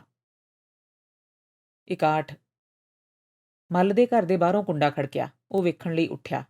ਬਾਹਰੋਂ ਭਾਈ ਨੇ ਆਵਾਜ਼ ਮਾਰ ਕੇ ਕਿਹਾ, ਮੱਲਾ ਛੇਤੀ ਕਰ ਬੂਹਾ ਖੋਲ। ਮੱਲ ਨੇ ਬੂਹਾ ਖੋਲ੍ਹਿਆ। ਭਾਈ ਸਾਹੋ-ਸਾਹ ਹੋਇਆ ਸੀ।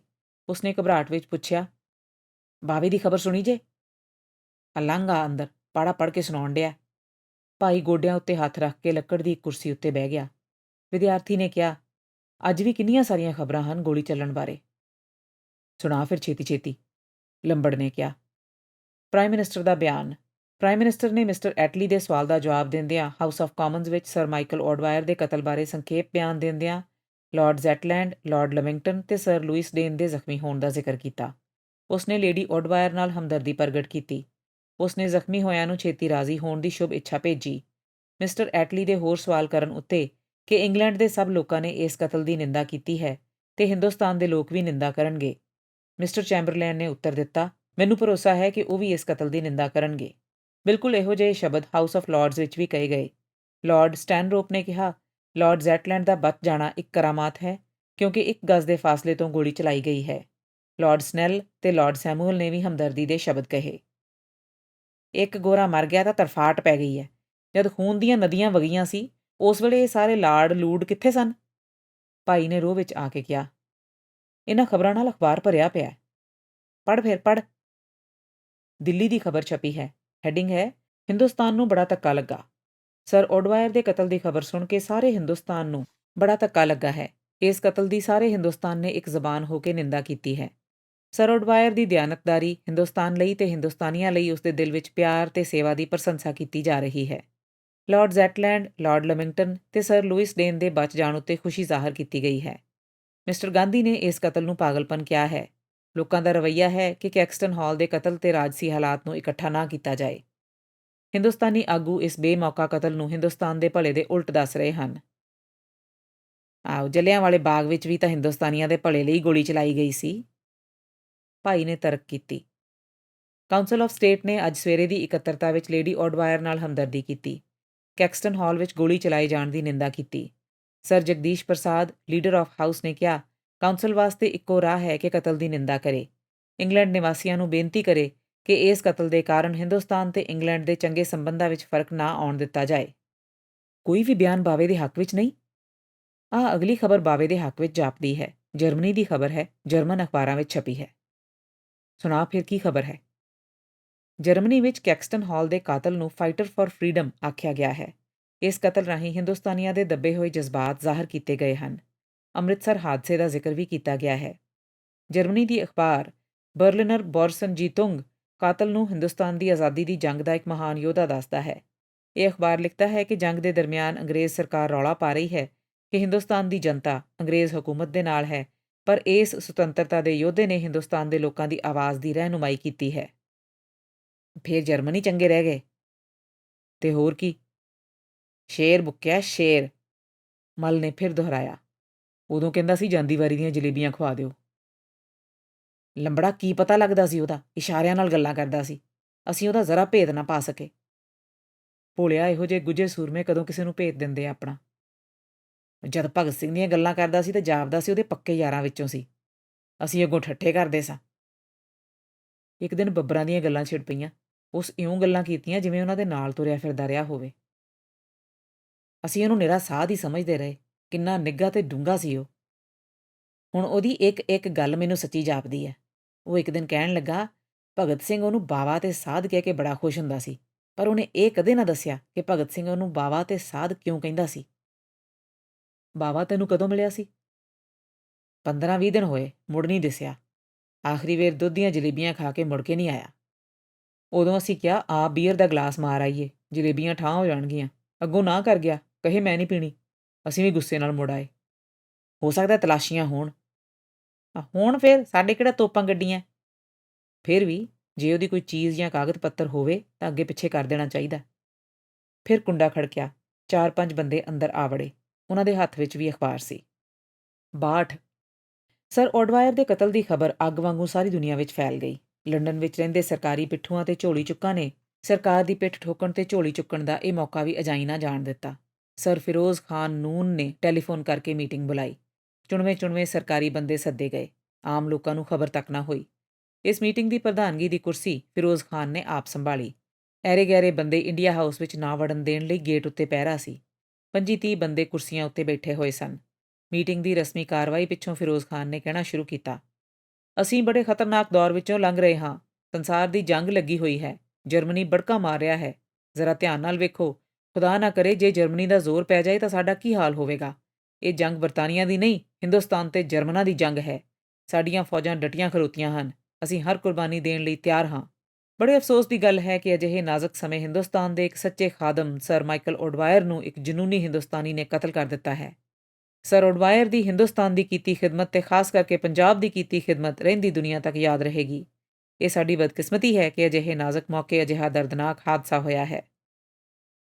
ਫਿਰ ਡਾਕਟਰ ਕਟਿਆਲ ਹਿੰਦੂ ਸੁਸਾਇਟੀ ਦੇ ਨੁਮਾਇੰਦੇ ਨੇ ਸਰ ਮਾਈਕਲ ਓਡਵਾਇਰ ਦੇ ਪਰਿਵਾਰ ਨਾਲ ਹਮਦਰਦੀ ਤੇ ਜ਼ੈਟਲੈਂਡ, ਲੂਇਸ ਡੇਨ ਤੇ ਲਾਰਡ ਲਿਵਿੰਗਟਨ ਦੇ ਬਚ ਜਾਣ ਉੱਤੇ ਖੁਸ਼ੀ ਪ੍ਰਗਟ ਕਰਨ ਦਾ ਮਤਾ ਪੇਸ਼ ਕੀਤਾ। ਆਰ ਮੁਹੰਮਦੀ ਮੁਸਲਿਮ ਸੁਸਾਇਟੀ ਦੇ ਨੁਮਾਇੰਦੇ ਨੇ ਤਾਇਦ ਕੀਤੀ। ਫਿਰ ਇਸੇ ਮਤੇ ਦੀ ਹਮਾਇਤ ਵਿੱਚ doctor PD. Patrick Parsi society ਦੇ ਪ੍ਰਧਾਨ ਤੇ ਟੀ.ਡੀ. ਸੰਤਵਾਨ ਇੰਡੀਅਨ ਕ੍ਰਿਸਚੀਅਨ ਸੁਸਾਇਟੀ ਨੇ ਤਕਰੀਰਾਂ ਕੀਤੀਆਂ। ਭਾਈ ਫੌਜੀ ਸੀ। ਉਸ ਨੂੰ ਅੰਦਰ ਜਾਂਦਿਆਂ ਕਿਸੇ ਨੇ ਨਹੀਂ ਸੀ ਰੋਕਿਆ। ਜਦ ਮਤਾ ਸਰਬਸੰਮਤੀ ਨਾਲ ਪਾਸ ਹੋ ਰਿਹਾ ਸੀ ਤਾਂ ਭਾਈ ਖੜਾ ਹੋ ਗਿਆ। ਉਸ ਨੂੰ ਖੜਾ ਹੁੰਦਾ ਵੇਖ ਕੇ ਫਿਰੋਜ਼ ਖਾਨ ਨੇ ਕਿਹਾ, ਸਟੇਜ ਉੱਤੇ ਆ ਜਾਓ। ਉਸ ਨੂੰ ਖਿਆਲ ਆਇਆ ਕਿ ਭਾਈ ਦੇ ਕੁਝ ਕਹਿ ਦੇਣ ਨਾਲ ਸਿੱਖਾਂ ਦੀ ਨੁਮਾਇੰਦਗੀ ਵੀ ਹੋ ਜਾਏਗੀ। ਭਾਈ ਨੇ ਆਪਣੀ ਥਾਂ ਉੱਤੇ ਖਲੋਤਿਆਂ ਕਿਹਾ, ਮੈਂ ਇੱਥੇ ਹੀ ਠੀਕ ਹਾਂ। ਮੈਂ ਇਹ ਕਹਿਣਾ ਚਾਹੁੰਦਾ ਹਾਂ ਕਿ ਤੁਸੀਂ ਸਾਰੇ ਉਦੋਂ ਕਿੱਥੇ ਸੌ ਜਦੋਂ ਜੱਲਿਆਂਵਾਲੇ ਬਾਗ ਵਿੱਚ ਖੂਨ ਦੀਆਂ ਨਦੀਆਂ ਚੱਲੀਆਂ ਸਨ। ਭਾਈ ਦੀ ਗੱਲ ਸੁਣਦਿਆਂ ਹੀ ਸਾਰੇ ਝੋਲੀ ਚੁੱਕ ਤੜਫ ਉੱਠੇ। 4-5 ਸਰਕਾਰ ਪ੍ਰਸਤਾਂ ਨੇ ਉਸ ਨੂੰ ਫੜ ਕੇ ਜ਼ਬਰਦਸਤੀ ਗੇਟ ਤੋਂ ਬਾਹਰ ਕਰ ਦਿੱਤਾ। ਭਾਈ ਛਾਤੀ ਤਾਣ ਕੇ ਸੜਕੋਂ ਪਾਰ ਹੋ ਗਿਆ। ਦਰਬਾਨ ਨੇ ਇੰਡੀਆ ਹਾਊਸ ਦਾ ਗੇਟ ਅੰਦਰੋਂ ਬੰਦ ਕਰ ਲਿਆ। Sir Atul Chatterjee, Sir Hasan Suhrawardy, Sir Hari Singh Gour, Raghavendra Rao Baroda ਤੇ ਮੈਸੂਰ ਦਾ trade commissioner, Yusuf Ali, Woking ਦੀ ਮਸਜਿਦ ਦਾ ਇਮਾਮ ਡਾਕਟਰ ਐਫ.ਸੀ. ਪੈਟਰਿਕ ਤੇ ਆਈ.ਐਮ. ਲਾਲ ਸਰੋਤਿਆਂ ਵਿੱਚ ਹਾਜ਼ਰ ਸਨ। ਇਹ ਮੀਟਿੰਗ ਸਰਾਂ ਤੇ ਉਹਨਾਂ ਦੇ ਚਾਟੜਿਆਂ ਦੀ ਸੀ। ਇੱਕ ਪਾਸੇ 8-10 ਅੰਗਰੇਜ਼ ਅਖਬਾਰਾਂ ਦੇ ਨੁਮਾਇੰਦੇ ਬੈਠੇ ਸਨ। ਉਹਨਾਂ ਨੂੰ ਉਚੇਚਾ ਤੌਰ ਤੇ ਸੱਦਿਆ ਗਿਆ ਸੀ ਤਾਂ ਕਿ ਉਹਨਾਂ ਦੀ ਕੀਤੀ ਕਾਰਵਾਈ ਅਖਬਾਰਾਂ ਵਿੱਚ ਨਸ਼ਰ ਹੋ ਸਕੇ ਤੇ ਉਹਨਾਂ ਦੀ ਸਰਕਾਰੀ ਵਫਾਦਾਰੀ ਦਾ ਉਹਨਾਂ ਦੇ ਮਾਲਕਾਂ ਨੂੰ ਪਤਾ ਲੱਗ ਸਕੇ।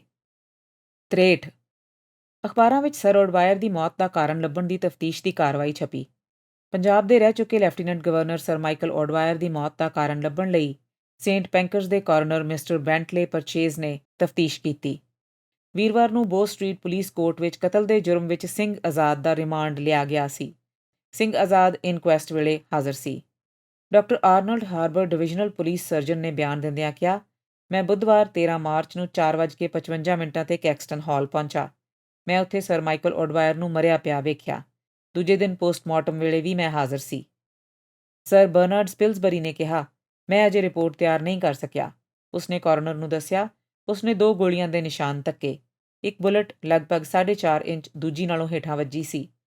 ਉਤਲੀ ਬੁਲਟ ਸੱਜੀ ਵੱਖੀ ਦੇ 10ਵੇਂ ਰਿਬ ਵਿੱਚੋਂ ਨਿਕਲ ਕੇ ਫੇਫੜੇ ਦੇ ਹੇਠੋਂ ਲੰਘਦੀ, ਦਿਲ ਦੇ ਕੋਲੋਂ ਲੰਘਦੀ, ਖੱਬੇ ਪਾਸੇ ਜਾ ਨਿਕਲੀ ਸੀ। ਖੱਬੇ ਪਾਸੇ ਵੀ ਖੁੱਲ੍ਹਾ ਜ਼ਖਮ ਸੀ। ਦੂਜੀ ਬੁਲਟ 11ਵੇਂ ਰਿਬ ਵਿੱਚੋਂ ਲੰਘਦੀ, ਸੱਜੀ ਕਿਡਨੀ ਵਿੱਚੋਂ ਹੁੰਦੀ, ਪੇਟ ਵਿੱਚ ਜਾ ਪਹੁੰਚੀ। ਇਹ ਬੁਲਟ ਇਸ ਹਿੱਸੇ ਵਿੱਚੋਂ ਮਿਲੀ।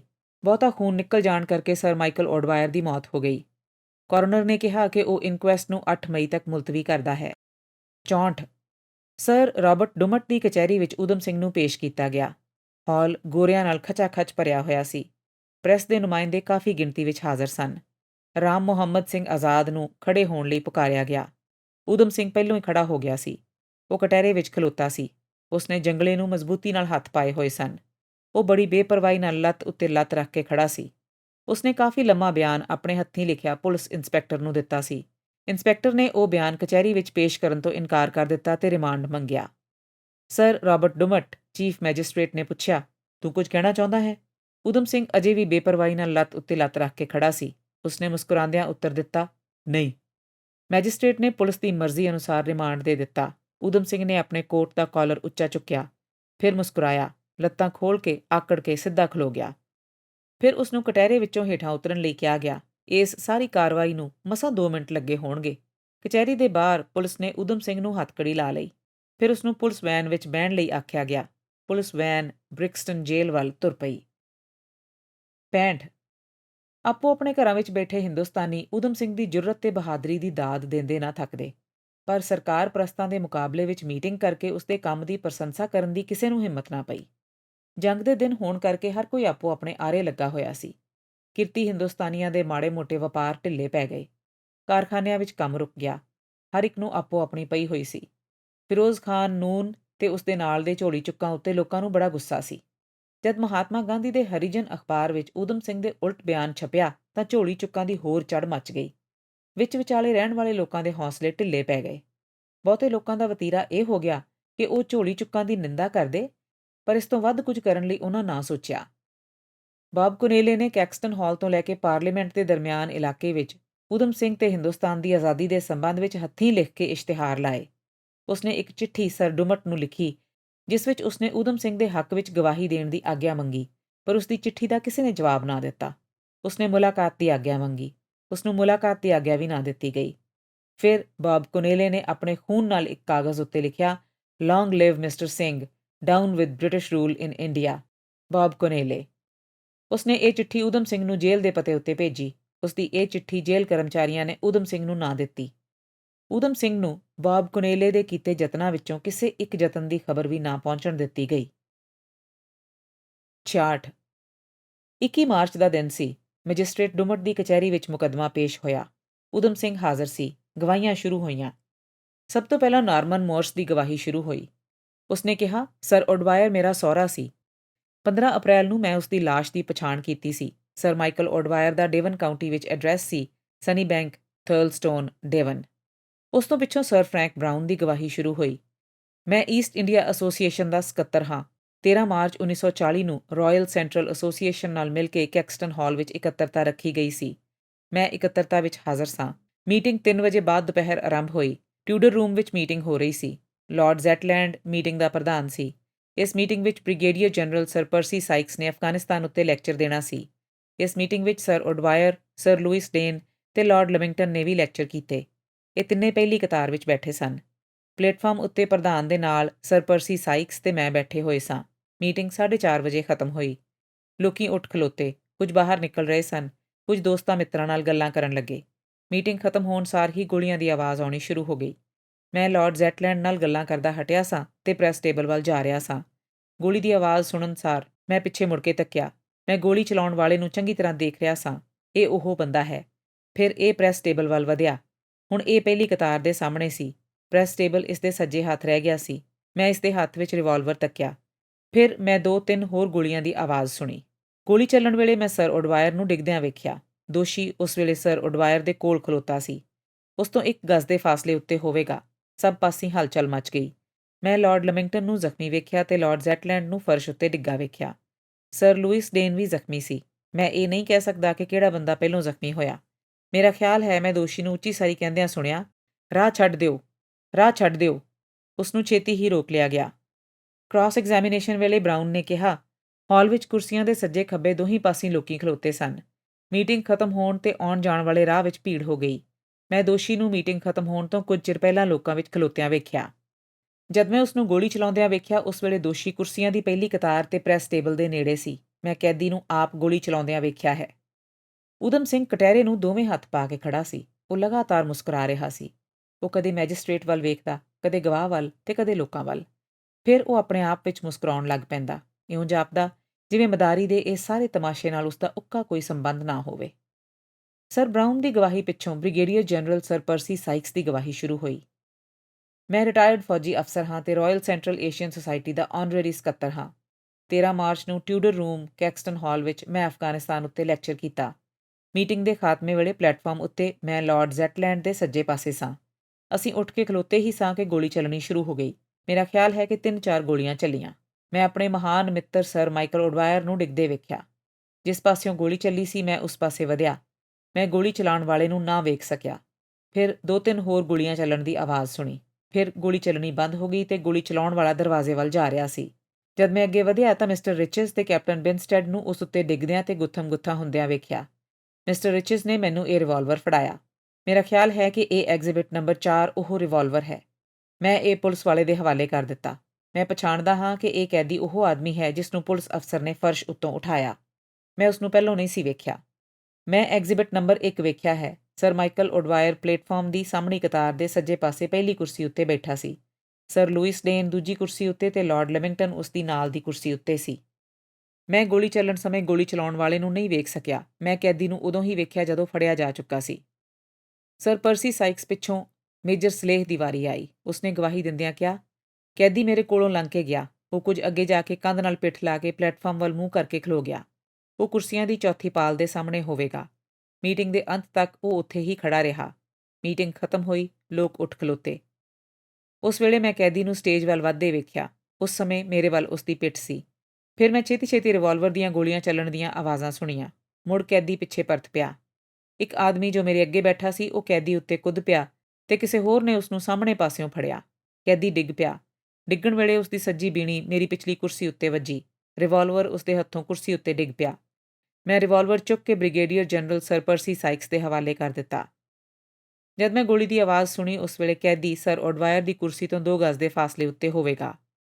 ਫਿਰ ਬਰਥਾ ਹੈਰਿੰਗ, ਕਲੌਡ ਰਿਚਜ਼, ਮੇਜਰ ਆਸਰ ਤੇ ਕਾਰਲ ਰੀਅਨਹੋਲਡ ਨੇ ਬਿਲਕੁਲ ਇਸੇ ਤਰ੍ਹਾਂ ਦੇ ਮਿਲਦੇ-ਜੁਲਦੇ ਬਿਆਨ ਦਿੱਤੇ। ਮਿਸਟਰ ਐਵਨਸ ਨੇ ਪ੍ਰੋਸੀਕਿਊਸ਼ਨ ਵੱਲੋਂ ਕਿਹਾ, ਕੈਦੀ ਨੂੰ ਪਹਿਲੋਂ ਮੁਹੰਮਦ ਦੇ ਨਾਂ ਨਾਲ ਹਿਰਾਸਤ ਵਿੱਚ ਲਿਆ ਗਿਆ ਸੀ, ਜਿਸ ਤੋਂ ਮਾਲੂਮ ਹੁੰਦਾ ਸੀ ਕਿ ਉਹ ਮੁਸਲਮਾਨ ਹੈ, ਪਰ ਹੁਣ ਉਸ ਦੇ ਪਾਸਪੋਰਟ ਤੋਂ ਪਤਾ ਲੱਗਾ ਹੈ ਕਿ ਉਹ ਸਿੱਖ ਹੈ, ਭਾਵੇਂ ਉਹ ਸਿੱਖੀ ਰੂਪ ਵਿੱਚ ਨਹੀਂ। ਫਿਰ ਮਿਸਟਰ ਐਵਨਸ ਨੇ ਊਧਮ ਸਿੰਘ ਵੱਲੋਂ ਕੈਕਸਟਨ ਹਾਲ ਵਿੱਚ ਦਿੱਤੇ ਬਿਆਨ ਦੇ ਸ਼ਬਦ ਦੁਹਰਾਏ। ਮੈਂ ਹਿੰਦੁਸਤਾਨ ਵਿੱਚ ਬ੍ਰਿਟਿਸ਼ ਰਾਜ ਦੇ ਕਾਰਨ ਲੋਕਾਂ ਨੂੰ ਭੁੱਖਿਆਂ ਮਰਦਿਆਂ ਵੇਖਿਆ ਹੈ।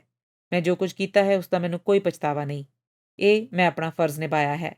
ਮੈਂ ਜੋ ਕੁਝ ਕੀਤਾ ਹੈ ਆਪਣੇ ਪਿਆਰੇ ਦੇਸ਼ ਲਈ ਕੀਤਾ ਹੈ। ਮੈਨੂੰ 10 ਸਾਲ, 20 ਸਾਲ, 50 ਸਾਲ ਕੈਦ ਹੋਵੇ ਜਾਂ ਫਾਂਸੀ ਹੋਵੇ, ਮੈਨੂੰ ਇਸ ਦੀ ਕੋਈ ਪਰਵਾਹ ਨਹੀਂ। ਫਿਰ ਮੁਕੱਦਮੇ ਦੀ ਤਰੀਕ 1 ਅਪ੍ਰੈਲ ਪਾਈ ਗਈ। 67 ਮੁਕੱਦਮੇ ਦੀ ਕਾਰਵਾਈ ਸ਼ੁਰੂ ਹੁੰਦਿਆਂ ਹੀ Harold Smith detective inspector New Scotland Yard ਨੂੰ ਬੁਲਾਇਆ ਗਿਆ। ਉਸਨੇ ਕਿਹਾ, ਮੈਂ 13 ਮਾਰਚ ਨੂੰ 9:15 ਤੇ ਲਾਰਡ ਜ਼ੈਟਲੈਂਡ ਨੂੰ ਮਿਲਿਆ ਤੇ ਉਸ ਤੋਂ ਬਿਆਨ ਲਿਆ। ਉਸ ਸਮੇਂ ਉਸਨੇ ਇੱਕ ਬੁਲਟ ਐਗਜ਼ਿਬਿਟ ਨੰਬਰ 8 ਮੇਰੇ ਹਵਾਲੇ ਕੀਤੀ। ਉਹ ਮੈਂ ਇੰਸਪੈਕਟਰ ਡੇਟਨ ਨੂੰ ਦੇ ਦਿੱਤੀ। ਫਿਰ ਡਾਕਟਰ ਐਂਥਨੀ ਰੇਨਾਰਡ ਨੇ ਕਿਹਾ, ਮੈਂ ਵੈਸਟਮਿੰਸਟਰ ਹਸਪਤਾਲ ਵਿੱਚ ਡਾਕਟਰ ਹਾਂ। 13 ਮਾਰਚ ਨੂੰ 5:30 ਵਜੇ ਮੈਂ ਸਰ ਲੂਇਸ ਡੇਨ ਨੂੰ ਹਸਪਤਾਲ ਵਿੱਚ ਵੇਖਿਆ। ਮੈਂ ਉਸ ਦੀ ਸੱਜੀ ਬਾਂਹ ਦੇ ਅਗਲੇ ਹਿੱਸੇ ਵਿੱਚ ਗੋਲੀ ਦਾ ਜ਼ਖਮ ਵੇਖਿਆ। ਗੋਲੀ ਲੱਗਣ ਤੇ ਅੱਗੇ ਨਿਕਲ ਜਾਣ ਦੇ ਦੋਵੇਂ ਜ਼ਖਮ ਸਨ। ਜਦ ਮੈਂ ਜ਼ਖਮ ਵੇਖ ਰਿਹਾ ਸਾਂ, ਉਸ ਦੇ ਕੋਟ ਦੀ ਬਾਂਹ ਵਿੱਚੋਂ ਗੋਲੀ ਡਿੱਗੀ। ਮੈਂ ਉਹ ਗੋਲੀ ਪੁਲਿਸ ਅਫਸਰ ਦੇ ਹਵਾਲੇ ਕਰ ਦਿੱਤੀ।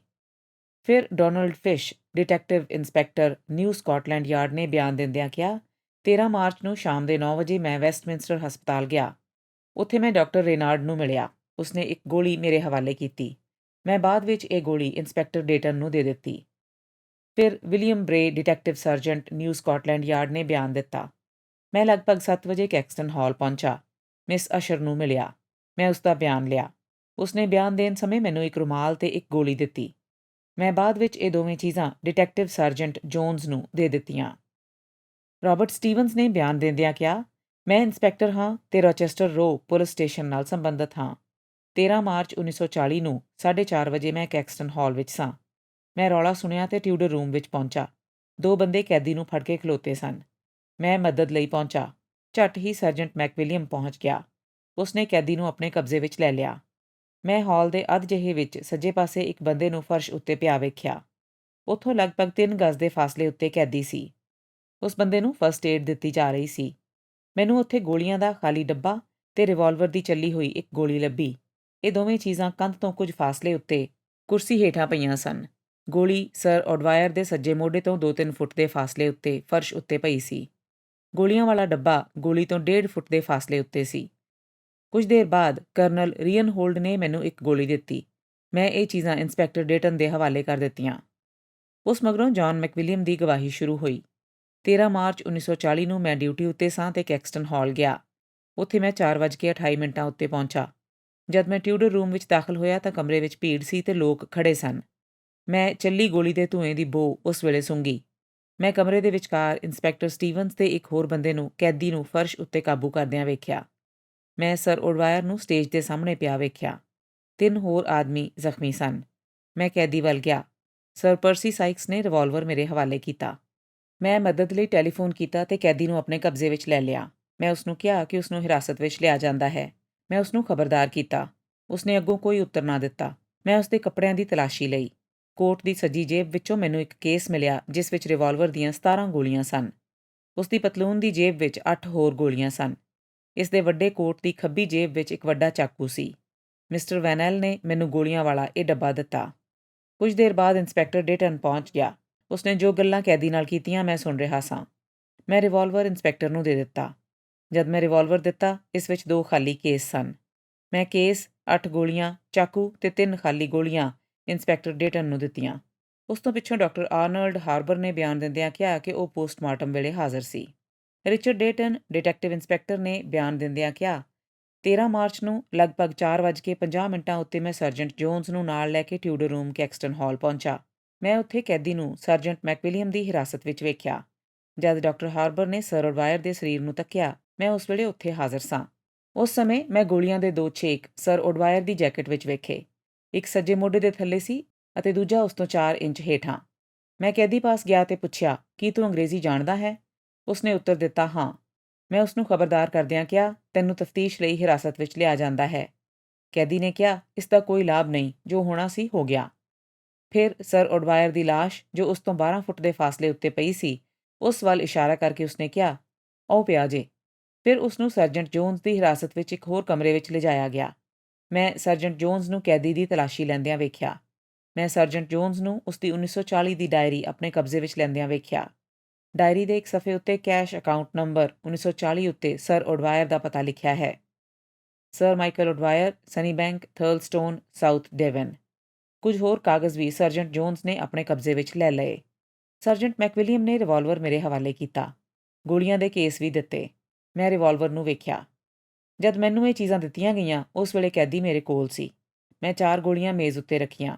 ਕੈਦੀ ਨੇ ਉਹਨਾਂ ਵੱਲ ਇਸ਼ਾਰਾ ਕਰਦਿਆਂ ਕਿਹਾ, ਨਹੀਂ, 6 ਗੋਲੀਆਂ ਹੋਣੀਆਂ ਚਾਹੀਦੀਆਂ ਹਨ। ਫਿਰ ਉਸਨੇ ਦੋਹਾਂ ਹੱਥਾਂ ਦੀਆਂ 6 ਉਂਗਲਾਂ ਖੜੀਆਂ ਕੀਤੀਆਂ। ਉਸੇ ਦਿਨ ਮੈਂ ਇੰਸਪੈਕਟਰ ਵਾਈਟਹੈਡ ਨੂੰ ਨਾਲ ਲੈ ਕੇ ਕੈਦੀ ਦੇ ਘਰ ਗਿਆ। 8 ਮਾਰਨਿੰਗਟਨ ਟੈਰੇਸ, ਰੀਜੈਂਟ ਪਾਰਕ ਗਿਆ। ਉੱਥੇ ਮੈਨੂੰ ਉਸਦੀ 1939 ਦੀ ਡਾਇਰੀ ਮਿਲੀ। ਉੱਥੇ ਵੀ ਕੈਸ਼ ਅਕਾਊਂਟ ਦੇ ਹੇਠਾਂ ਮੈਨੂੰ ਸਰ ਓਡਵਾਇਰ ਦਾ ਪਹਿਲਾ ਐਡਰੈਸ ਲਿਖਿਆ ਲੱਭਾ। ਇਹ ਨਾਮ ਤੇ ਪਤਾ 13 ਜੂਨ 1939 ਵਾਲੇ ਸਫ਼ੇ ਉੱਤੇ ਦਰਜ ਸੀ। ਫਿਰ ਉਸਨੇ ਜਿਹੜੀਆਂ ਚੀਜ਼ਾਂ ਜਿਸ ਤੋਂ ਵਸੂਲ ਕੀਤੀਆਂ ਸਨ, ਉਹਨਾਂ ਦਾ ਜ਼ਿਕਰ ਕੀਤਾ। ਜਦ ਇੰਸਪੈਕਟਰ ਡੇਟਨ ਨੇ ਬਿਆਨ ਖਤਮ ਕੀਤਾ ਤਾਂ ਸਰਜੈਂਟ ਸਿਡਨੀ ਜੋਨਸ ਬਿਆਨ ਦੇਣ ਲਈ ਆਇਆ ਤਾਂ ਊਧਮ ਸਿੰਘ ਉਸ ਵੱਲ ਵੇਖ ਕੇ ਮੁਸਕਰਾਇਆ। ਸਰਜੈਂਟ ਨੀਵੀਂ ਪਾ ਕੇ ਗਵਾਹਾਂ ਵਾਲੇ ਕਟਹਿਰੇ ਵਿੱਚ ਜਾ ਖਲੋਤਾ। ਉਸਨੇ ਬਿਆਨ ਦੇਣਾ ਸ਼ੁਰੂ ਕੀਤਾ। ਮੈਂ ਲਗਭਗ 4:50 ਉੱਤੇ ਇੰਸਪੈਕਟਰ ਡੇਟਨ ਦੇ ਨਾਲ ਟਿਊਡਰ ਰੂਮ ਕੈਕਸਟਨ ਹਾਲ ਗਿਆ। ਮੈਂ ਇੰਸਪੈਕਟਰ ਡੇਟਨ ਤੇ ਕੈਦੀ ਦੀ ਸਾਰੀ ਗੱਲਬਾਤ ਸੁਣੀ। ਮੈਂ ਕੈਦੀ ਨੂੰ ਇੱਕ ਹੋਰ ਕਮਰੇ ਵਿੱਚ ਲਿਜਾ ਕੇ ਉਸਦੀ ਤਲਾਸ਼ੀ ਲਈ। ਜੋ ਚੀਜ਼ਾਂ ਮੈਨੂੰ ਉਸ ਪਾਸੋਂ ਲੱਭੀਆਂ, ਉਹਨਾਂ ਦੀ ਲਿਸਟ ਬਣਾਈ ਤੇ ਸਾਰੀਆਂ ਚੀਜ਼ਾਂ ਇੰਸਪੈਕਟਰ ਡੇਟਨ ਦੇ ਹਵਾਲੇ ਕਰ ਦਿੱਤੀਆਂ। ਇਹਨਾਂ ਚੀਜ਼ਾਂ ਵਿੱਚ ਇੱਕ ਡਾਇਰੀ ਸੀ। ਸਰਜੈਂਟ ਬਰੇ ਨੇ ਮੈਨੂੰ ਇੱਕ ਰੁਮਾਲ ਤੇ ਇੱਕ ਬੁਲਟ ਦਿੱਤੀ। ਉਹ ਵੀ ਮੈਂ ਇੰਸਪੈਕਟਰ ਡੇਟਨ ਨੂੰ ਦੇ ਦਿੱਤੇ। ਜਦ ਮੈਂ ਉਸ ਪਾਸੋਂ ਲੱਭੀਆਂ ਚੀਜ਼ਾਂ ਦੀ ਲਿਸਟ ਬਣਾ ਰਿਹਾ ਸਾਂ ਤਾਂ ਕੈਦੀ ਨੇ ਕਿਹਾ, ਮੈਂ ਚਾਕੂ ਕੋਲ ਰੱਖਦਾ ਸਾਂ ਕਿਉਂਕਿ ਕੁਝ ਦਿਨ ਹੋਏ ਕੈਮਡਨ ਟਾਊਨ ਵਿੱਚ ਮੇਰੇ ਉੱਤੇ ਹਮਲਾ ਹੋ ਗਿਆ ਸੀ। ਮੈਂ ਉਸਨੂੰ ਦੱਸਿਆ, ਤੈਨੂੰ ਪਹਿਲਾਂ ਵੀ ਇੰਸਪੈਕਟਰ ਡੇਟਨ ਵੱਲੋਂ ਖਬਰਦਾਰ ਕੀਤਾ ਗਿਆ ਹੈ ਤੇ ਮੈਂ ਵੀ ਸਲਾਹ ਦਿੰਦਾ ਹਾਂ ਕਿ ਤੂੰ ਚੁੱਪ ਕੀਤਾ ਰਹੋ। ਝੱਟ ਹੀ ਪਿੱਛੋਂ ਉਸਨੇ ਕਿਹਾ, ਮੈਂ ਜੋ ਕੁਝ ਕੀਤਾ ਹੈ ਬਦਲਾ ਲੈਣ ਲਈ ਕੀਤਾ ਹੈ। ਇਸ ਦਾ ਇਹੋ ਹਾਲ ਹੋਣਾ ਚਾਹੀਦਾ ਸੀ। ਫਿਰ ਕੁਝ ਚਿਰ ਪਿੱਛੋਂ ਕੈਦੀ ਨੇ ਕਿਹਾ, ਮੈਂ ਕਿਸੇ ਸਭਾ ਸੁਸਾਇਟੀ ਦਾ ਮੈਂਬਰ ਨਹੀਂ। ਠੀਕ ਉਸੇ ਵੇਲੇ ਇੰਸਪੈਕਟਰ ਡੇਟਨ ਨੇ 4 ਖਾਲੀ ਗੋਲੀਆਂ ਮੇਜ਼ ਉੱਤੇ ਰੱਖੀਆਂ। ਕੈਦੀ ਨੇ ਕਿਹਾ, ਨਹੀਂ, 6 ਹੋਣੀਆਂ ਚਾਹੀਦੀਆਂ ਹਨ ਤੇ ਉਸਨੇ 6 ਉਂਗਲਾਂ ਖੜੀਆਂ ਕੀਤੀਆਂ। ਕੁਝ ਮਿੰਟਾਂ ਪਿੱਛੋਂ ਕੈਦੀ ਨੇ ਕਿਹਾ, ਮੈਨੂੰ ਕੋਈ ਪਰਵਾਹ ਨਹੀਂ, ਮੈਂ ਮਰਨ ਤੋਂ ਨਹੀਂ ਡਰਦਾ। ਬੁਢੇਪੇ ਨੂੰ ਉਡੀਕਣ ਦਾ ਕੀ ਲਾਭ ਹੈ? ਜਵਾਨੀ ਵਿੱਚ ਮਰਨਾ ਹੀ ਠੀਕ ਹੈ। ਮੈਂ ਜਵਾਨੀ ਵਿੱਚ ਜਾ ਰਿਹਾ ਹਾਂ। ਮੈਂ ਕਿਹਾ, ਤੈਨੂੰ ਇਹ ਸਮਝ ਲੈਣਾ ਚਾਹੀਦਾ ਹੈ ਕਿ ਜੋ ਕੁਝ ਵੀ ਤੂੰ ਕਹਿ ਰਿਹਾ ਹੈ ਉਹ ਕਚਹਿਰੀ ਵਿੱਚ ਦੱਸਿਆ ਜਾਏਗਾ। ਉਸਨੇ ਅੱਗੋਂ ਕਿਹਾ, ਮੈਂ ਆਪਣੇ ਦੇਸ਼ ਲਈ ਮਰ ਰਿਹਾ ਹਾਂ। ਫਿਰ ਉਸਨੇ ਕਿਹਾ, ਕੀ ਮੈਂ ਅਖਬਾਰ ਵੇਖ ਸਕਦਾ ਹਾਂ? ਕੁਝ ਚਿਰ ਬਾਅਦ ਉਸਨੇ ਪੁੱਛਿਆ, ਕੀ ਜ਼ੈਟਲੈਂਡ ਮਰ ਗਿਆ ਹੈ? ਉਸਨੂੰ ਜ਼ਰੂਰ ਮਰਨਾ ਚਾਹੀਦਾ ਸੀ। ਮੈਂ ਉਸਨੂੰ 2 ਗੋਲੀਆਂ ਮਾਰੀਆਂ ਸਨ।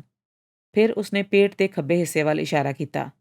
ਕੁਝ ਚਿਰ ਮਗਰੋਂ ਫਿਰ ਬੋਲ ਪਿਆ, ਮੈਂ ਰਿਵਾਲਵਰ ਬੌਰਨਮਾਊਥ ਦੀ ਇੱਕ ਪੱਬ ਵਿੱਚੋਂ ਇੱਕ ਸੇਲਰ ਪਾਸੋਂ ਖਰੀਦਿਆ ਸੀ।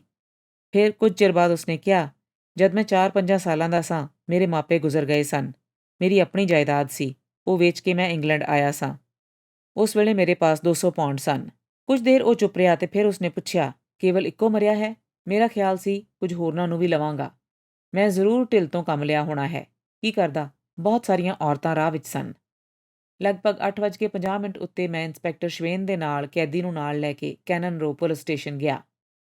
ਜਦ ਸਰਜੈਂਟ ਸਿਡਨੀ ਜੋਨਸ ਆਪਣਾ ਬਿਆਨ ਦੇ ਕੇ ਹੇਠਾਂ ਉਤਰਿਆ ਤਾਂ ਊਧਮ ਸਿੰਘ ਨੇ ਉਸਨੂੰ ਸੰਬੋਧਨ ਕਰਕੇ ਕਿਹਾ, ਹੈਲੋ ਸਰਜੈਂਟ, ਖੁਸ਼ ਰਹੋ। ਊਧਮ ਸਿੰਘ ਦੀ ਇਹ ਗੱਲ ਸੁਣ ਕੇ ਸਰਜੈਂਟ ਨੀਵੀਂ ਪਾ ਕੇ ਪਿੱਛੇ ਹਟ ਗਿਆ, ਪਰ ਸਾਰੀ ਕਚਹਿਰੀ ਵਿੱਚ ਹਲਚਲ ਮਚ ਗਈ। ਆਰਡਰ ਦੀਆਂ ਆਵਾਜ਼ਾਂ ਆਉਣ ਉੱਤੇ ਚੁੱਪ ਹੋਈ। ਊਧਮ ਸਿੰਘ ਖਿੜੇ ਮੱਥੇ, ਖਿੜੇ ਚਿਹਰੇ ਨਾਲ ਦਰਸ਼ਕਾਂ ਵਿੱਚੋਂ ਕੁਝ ਚਿਹਰੇ ਪਛਾਣਨ ਦਾ ਯਤਨ ਕਰ ਰਿਹਾ ਸੀ। ਫਿਰ ਕੋਰੋਨਰਜ਼ ਅਫਸਰ ਫਰਾਂਸਿਸ ਹੀਲੀ ਨੇ ਆਪਣੇ ਬਿਆਨ ਵਿੱਚ ਸਰ ਓਡਵਾਇਰ ਦੀ ਲਾਸ਼ ਕੈਕਸਟਨ ਹਾਲ ਤੋਂ ਵੈਸਟਮਿੰਸਟਰ ਮੁਰਦਾਖਾਨਾ ਲੈ ਜਾਣ ਤੇ ਕੱਪੜੇ ਇੰਸਪੈਕਟਰ ਡੇਟਨ ਨੂੰ ਦੇਣ ਬਾਰੇ ਦੱਸਿਆ। ਫਿਰ ਸਰ ਬਰਨਰਡ ਹੈਲਰੀ ਸਪਿਲਸਬਰੀ ਪੈਥੋਲੋਜਿਸਟ ਨੇ ਸਰ ਓਡਵਾਇਰ ਦੀ ਮੌਤ ਦਾ ਕਾਰਨ ਦੱਸਦਿਆਂ ਲੱਗੀਆਂ ਗੋਲੀਆਂ ਦਾ ਜ਼ਿਕਰ ਕੀਤਾ ਤੇ ਗੋਲੀਆਂ ਨਾਲ ਹੋਏ ਜ਼ਖਮਾਂ ਦਾ ਵੇਰਵਾ ਦੱਸਿਆ। ਉਸ ਤੋਂ ਪਿੱਛੋਂ ਰਾਬਰਟ ਚਰਚਲ ਬੰਦੂਕਾਂ ਦੇ ਮਾਹਰ ਦਾ ਬਿਆਨ ਸ਼ੁਰੂ ਹੋਇਆ। ਮੈਂ ਬੰਦੂਕਾਂ ਦੇ ਕੰਮ ਦਾ ਮਾਹਰ ਹਾਂ। ਮੈਂ ਉਹਨਾਂ ਚੀਜ਼ਾਂ ਦਾ ਮੁਆਇਨਾ ਕੀਤਾ ਹੈ ਜੋ ਇੰਸਪੈਕਟਰ ਨੇ ਮੈਨੂੰ ਦਿੱਤੀਆਂ ਹਨ। Revolver Smith and Watson American company ਦਾ ਬਣਿਆ ਹੋਇਆ ਹੈ ਤੇ 455 ਨੰਬਰ ਦਾ ਹੈ। ਇਸ ਵਿੱਚ 6 ਗੋਲੀਆਂ ਪੈਂਦੀਆਂ ਹਨ। ਇਹ ਰਿਵਾਲਵਰ ਸਰਕਾਰ ਬਰਤਾਨੀਆ ਵਾਸਤੇ ਲਗਭਗ 25 ਸਾਲ ਹੋਏ ਬਣਵਾਏ ਗਏ ਸਨ। ਇਹ ਰਿਵਾਲਵਰ ਵਰਤੋਂ ਯੋਗ ਹੈ। ਮੈਂ ਸਭ ਗੋਲੀਆਂ ਦਾ ਮੁਆਇਨਾ ਕੀਤਾ ਹੈ। ਸਭ ਇੱਕੋ ਜਿਹੀਆਂ ਹਨ। ਸਭ ਇੱਕੋ ਸਾਈਜ਼ ਦੀਆਂ ਹਨ। ਇਹਨਾਂ ਦੀ ਕੈਲੀਬਰ 44 ਹੈ। ਇਹ ਗੋਲੀਆਂ Smith and Watson American company ਨੇ ਬਣਾਈਆਂ ਹਨ। ਫਿਰ ਚਰਚਲ ਨੇ ਆਪ ਗੋਲੀਆਂ ਚਲਾ ਕੇ ਮੁਆਇਨਾ ਕਰਨ ਬਾਰੇ ਪੂਰੀ ਤਫਸੀਲ ਦਿੱਤੀ। ਫਿਰ ਉਸਨੇ ਦੱਸਿਆ, ਸਰ ਉਡਵਾਇਰ ਦੀ ਜੈਕਟ ਵਿੱਚ ਹੋਈਆਂ ਮੋਰੀਆਂ ਤੋਂ ਪਤਾ ਲੱਗਦਾ ਹੈ ਕਿ ਗੋਲੀਆਂ ਲਗਭਗ 9 ਇੰਚ ਫਾਸਲੇ ਤੋਂ ਚਲਾਈਆਂ ਗਈਆਂ ਹਨ। ਮੈਂ ਆਪ ਗੋਲੀਆਂ ਚਲਾ ਕੇ ਜੋ ਮੁਆਇਨਾ ਕੀਤਾ ਹੈ ਉਹਨਾਂ ਵਿੱਚੋਂ 2 ਗੋਲੀਆਂ ਠੀਕ ਤਰ੍ਹਾਂ ਨਹੀਂ ਚੱਲੀਆਂ। ਇਸ ਦਾ ਕਾਰਨ ਹੈ ਕਿ ਗੋਲੀਆਂ ਬਹੁਤ ਪੁਰਾਣੀਆਂ ਸਨ। ਗੋਲੀਆਂ ਠੀਕ ਟਿਕਾਣੇ ਉੱਤੇ ਨਾ ਲੱਗਣ ਦਾ ਕਾਰਨ ਹੈ ਕਿ ਗੋਲੀਆਂ ਰਿਵਾਲਵਰ ਦੇ ਬੈਰਲ ਵਿੱਚ ਚੰਗੀ ਤਰ੍ਹਾਂ ਨਹੀਂ ਬੈਠਦੀਆਂ, ਢਿੱਲੀਆਂ ਰਹਿ ਜਾਂਦੀਆਂ ਹਨ। ਮੇਰਾ ਮੁਆਇਨਾ ਦੱਸਦਾ ਹੈ ਕਿ ਜਿਹੜੀਆਂ 6 ਗੋਲੀਆਂ ਚਲਾਈਆਂ ਗਈਆਂ ਸਨ ਉਹ ਕਾਫੀ ਦੇਰ ਤੋਂ ਰਿਵਾਲਵਰ ਵਿੱਚ ਭਰੀਆਂ ਹੋਈਆਂ ਸਨ। ਜੋ ਗੋਲੀਆਂ ਨਹੀਂ ਚਲਾਈਆਂ ਗਈਆਂ ਉਹ ਵੀ ਕਾਫੀ ਦੇਰ ਤੋਂ ਨਹੀਂ ਹਿਲਾਈਆਂ ਜੁਲਾਈਆਂ ਗਈਆਂ।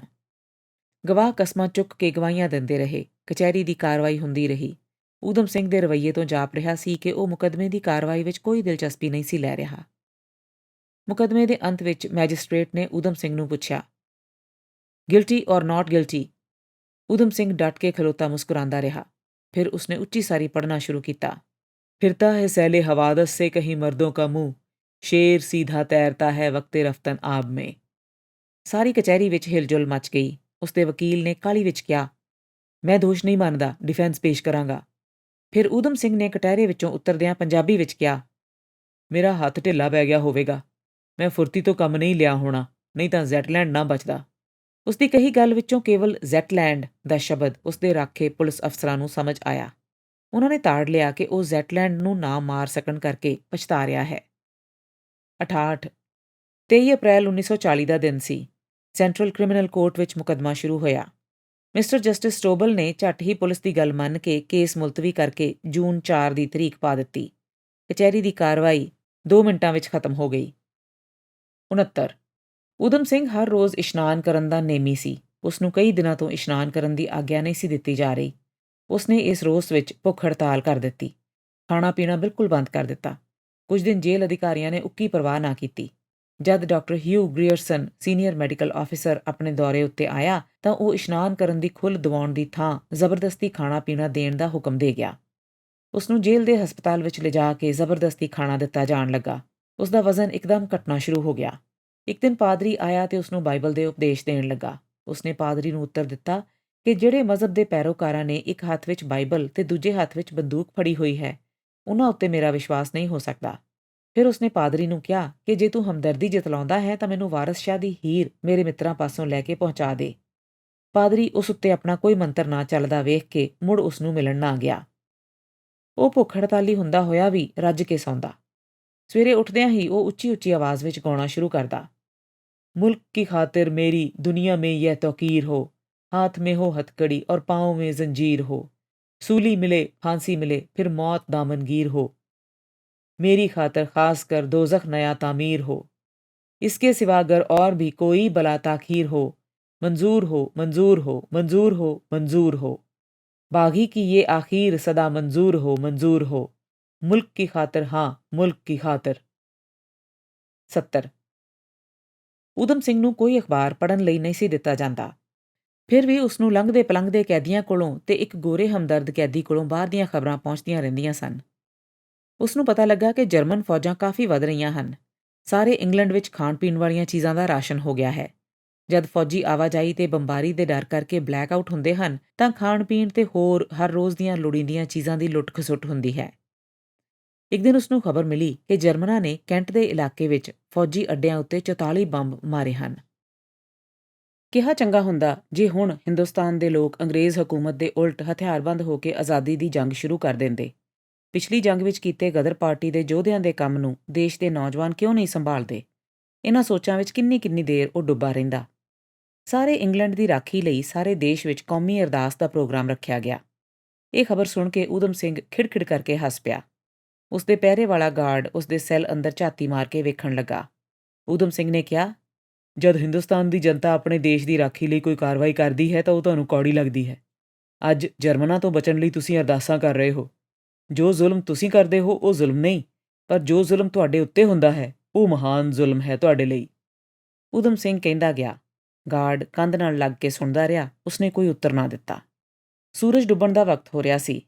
ਗਾਰਡ ਨੇ ਸੈੱਲ ਵਿੱਚ ਚੁੱਪ ਤਾੜ ਕੇ ਝਾਤੀ ਮਾਰੀ। ਊਧਮ ਸਿੰਘ ਨੂੰ ਚੌਂਕੜੀ ਮਾਰ ਕੇ ਅੱਖਾਂ ਬੰਦ ਕਰਕੇ ਬੈਠਾ ਵੇਖ ਕੇ ਗਾਰਡ ਨੇ ਇੱਕ ਕਾਗਜ਼ ਦਾ ਪੁਰਜ਼ਾ ਉਸਦੇ ਸਾਹਮਣੇ ਸੁੱਟ ਦਿੱਤਾ ਤੇ ਮੁੜ ਕੇ ਆਪਣੀ ਥਾਂ ਕੰਧ ਨਾਲ ਲੱਗ ਕੇ ਓਹਲੇ ਹੋ ਕੇ ਖਲੋ ਗਿਆ। ਕੁਝ ਚਿਰ ਤੱਕ ਗਾਰਡ ਉਡੀਕਦਾ ਰਿਹਾ। ਸੈੱਲ ਵਿੱਚ ਕੋਈ ਹਿਲਜੁਲ ਨਾ ਵੇਖ ਕੇ ਉਸਨੇ ਮੁੜ ਅੰਦਰ ਝਾਤੀ ਮਾਰੀ। ਊਧਮ ਸਿੰਘ ਪਹਿਲਾਂ ਵਾਂਗੂ ਹੀ ਚੌਂਕੜੀ ਮਾਰ ਕੇ ਅੱਖਾਂ ਬੰਦ ਕਰਕੇ ਬੈਠਾ ਸੀ। ਗਾਰਡ ਨੇ ਅੱਗੇ ਹੋ ਕੇ ਜੰਗਲੇ ਉੱਤੇ ਇੱਕ ਟੁਣਕ ਲਾਈ। ਉਸਦੇ ਅੱਗੇ ਪਏ ਕਾਗਜ਼ ਦੇ ਪੁਰਜ਼ੇ ਵੱਲ ਇਸ਼ਾਰਾ ਕੀਤਾ। ਊਧਮ ਸਿੰਘ ਨੇ ਪੁਰਜ਼ਾ ਖੋਲ੍ਹ ਕੇ ਪੜ੍ਹਿਆ। ਮਿਸਟਰ ਸਿੰਘ, ਅਸਾਂ ਫੈਸਲਾ ਕੀਤਾ ਹੈ ਕਿ ਜੇਲ੍ਹ ਤੋੜ ਕੇ ਤੈਨੂੰ ਕੱਢ ਲਿਆ ਜਾਵੇਗਾ। ਇਸ ਹਫ਼ਤੇ ਵਿੱਚ ਤੈਨੂੰ ਤਰੀਕ ਤੇ ਸਮਾਂ ਦੱਸਾਂਗੇ। BC। ਨਹੀਂ ਨਹੀਂ ਨਹੀਂ, ਸ਼ੁਕਰੀਆ, ਕਹਿੰਦਿਆਂ ਉਸਨੇ ਕਾਗਜ਼ ਦਾ ਪੁਰਜ਼ਾ ਗਾਰਡ ਵੱਲ ਸੁੱਟ ਦਿੱਤਾ। 71। ਊਧਮ ਸਿੰਘ ਇੱਕ ਸਵੇਰ ਨੂੰ ਹੀਰ ਦੇ ਕੁਝ ਬੰਦ ਗਾ ਰਿਹਾ ਸੀ। ਗਾਉਂਦਿਆਂ ਉਸਦਾ ਧਿਆਨ ਆਪਣੇ ਪੁਰਾਣੇ ਮਿੱਤਰਾਂ ਵੱਲ ਚਲਾ ਗਿਆ। ਜਿਸ ਦਿਨ ਦੀ ਉਸਨੇ ਖਾਕਸਾਰਾਂ ਦੇ ਕਤਲਾਮ ਦੀ ਖਬਰ ਸੁਣੀ ਸੀ, ਉਸ ਦਿਨ ਤੋਂ ਉਸਦਾ ਧਿਆਨ ਤੋਤੇ ਤੇ ਅਸ਼ਰਫ ਵੱਲ ਰਹਿੰਦਾ ਸੀ। ਇਹ ਖਬਰ ਉਸਨੂੰ ਇੱਕ ਹੋਰ ਗੋਰੇ ਕੈਦੀ ਨੇ ਦੱਸੀ ਸੀ। ਉਹ ਕੈਦੀ ਸਹਿਜ ਸੁਭਾਅ ਹੀ ਊਧਮ ਸਿੰਘ ਨਾਲ ਹਮਦਰਦੀ ਰੱਖਣ ਲੱਗ ਪਿਆ ਸੀ। ਉਸ ਕੈਦੀ ਰਾਹੀਂ ਊਧਮ ਸਿੰਘ ਨੇ 2-3 ਵਾਰੀ ਚਿੱਠੀਆਂ ਬਾਹਰ ਭੇਜੀਆਂ ਤੇ ਮੰਗਵਾਈਆਂ ਸਨ। ਜੋ ਚਿੱਠੀਆਂ ਉਹ ਬਾਹਰ ਮਿੱਤਰਾਂ ਨੂੰ ਭੇਜਦਾ ਸੀ ਤੇ ਵਸੂਲਦਾ ਸੀ, ਉਹਨਾਂ ਵਿੱਚ ਉਹ ਕੋਈ ਗੱਲ ਨਹੀਂ ਸੀ ਲਿਖ ਸਕਦਾ। ਜੇਲ੍ਹ ਅਧਿਕਾਰੀ ਉਹਨਾਂ ਚਿੱਠੀਆਂ ਨੂੰ ਸੈਂਸਰ ਕਰਦੇ ਸਨ। ਇੱਕ ਦਿਨ ਮਿੱਤਰਾਂ ਰਾਹੀਂ ਪਹੁੰਚੀ ਉਜਾਗਰ ਦੀ ਚਿੱਠੀ ਪੜ੍ਹ ਕੇ ਉਸਦੀਆਂ ਅੱਖਾਂ ਵਿੱਚੋਂ ਹੰਝੂ ਵਹਿ ਤੁਰੇ। ਜਦ ਉਸਨੇ ਅਸ਼ਰਫ ਦੇ ਖਾਕਸਾਰਾਂ ਵਿੱਚ ਮਿਲ ਕੇ ਸ਼ਹੀਦ ਹੋ ਜਾਣ ਦੀ ਖਬਰ ਪੜ੍ਹੀ ਤਾਂ ਉਸਦੇ ਮੂੰਹੋਂ ਅੱਬੜ ਵਾਹੇ ਨਿਕਲ ਗਿਆ। ਯਾਰ ਬਾਜ਼ੀ ਲੈ ਗਿਆ, ਪਿੱਛੋਂ ਤੁਰਿਆ ਲੰਘ ਗਿਆ ਅੱਗੇ। ਉਸਨੇ ਉਜਾਗਰ ਵੱਲੋਂ ਆਈ ਚਿੱਠੀ ਵਿੱਚੋਂ ਪੜ੍ਹਿਆ। ਉਦੋਂ ਤੇਰੀ ਬਹਾਦਰੀ ਤੇ ਕੁਰਬਾਨੀ ਦੀ ਦਾਦ ਸਾਰਾ ਦੇਸ਼ ਤੇ ਸਾਰਾ ਜਹਾਨ ਦੇ ਰਿਹਾ ਹੈ। ਘਰ ਘਰ ਵਿੱਚ ਤੇਰੀਆਂ ਗੱਲਾਂ ਹੋ ਰਹੀਆਂ ਹਨ। ਤੇਰੀ ਬਹਾਦਰੀ ਦੇ ਗੀਤ ਬਣ ਗਏ ਹਨ। ਤੇਰੀਆਂ ਵਾਰਾਂ ਗਾਈਆਂ ਜਾ ਰਹੀਆਂ ਹਨ। ਤੂੰ ਲਾੜਾ ਹੈ। ਪਹਿਲੋਂ ਵੀ ਤੇਰੀ ਇੱਕ ਜੰਨ ਚੜ੍ਹੀ ਸੀ। ਉਸ ਦਾ ਲਾੜਾ ਭਗਤ ਸਿੰਘ ਸੀ। ਉਸ ਦੇ ਨਾਲ ਕਈ ਸਰਬਾਲੇ ਸਨ। ਤੂੰ ਆਪੇ ਹੀ ਲਾੜਾ ਹੈ, ਆਪੇ ਹੀ ਸਰਬਾਲਾ ਤੇ ਆਪੇ ਹੀ ਜਾਂਝੀ। ਕਾਸ਼ ਮੈਂ ਤੇਰਾ ਸਰਬਾਲਾ ਬਣ ਸਕਦਾ। ਤੋਤਾ ਤੇ ਗੁਰਮੀਤ ਵੀ ਤੇਰਾ ਸਾਥ ਨਾ ਦੇਣ ਕਰਕੇ ਅੱਖਾਂ ਸੁਜਾਈ ਬੈਠੇ ਹਨ। ਚਿੱਠੀ ਪੜ੍ਹਦਿਆਂ ਪੜ੍ਹਦਿਆਂ ਉਦੋਂ ਦਾ ਧਿਆਨ ਸ਼ਹੀਦ ਮਦਨ ਲਾਲ ਢੀਂਗਰਾ ਵੱਲ ਚਲਾ ਗਿਆ। ਉਸਨੇ ਸੋਚਿਆ ਕਿ ਮਦਨ ਲਾਲ ਵੀ ਲਾੜਾ ਸੀ।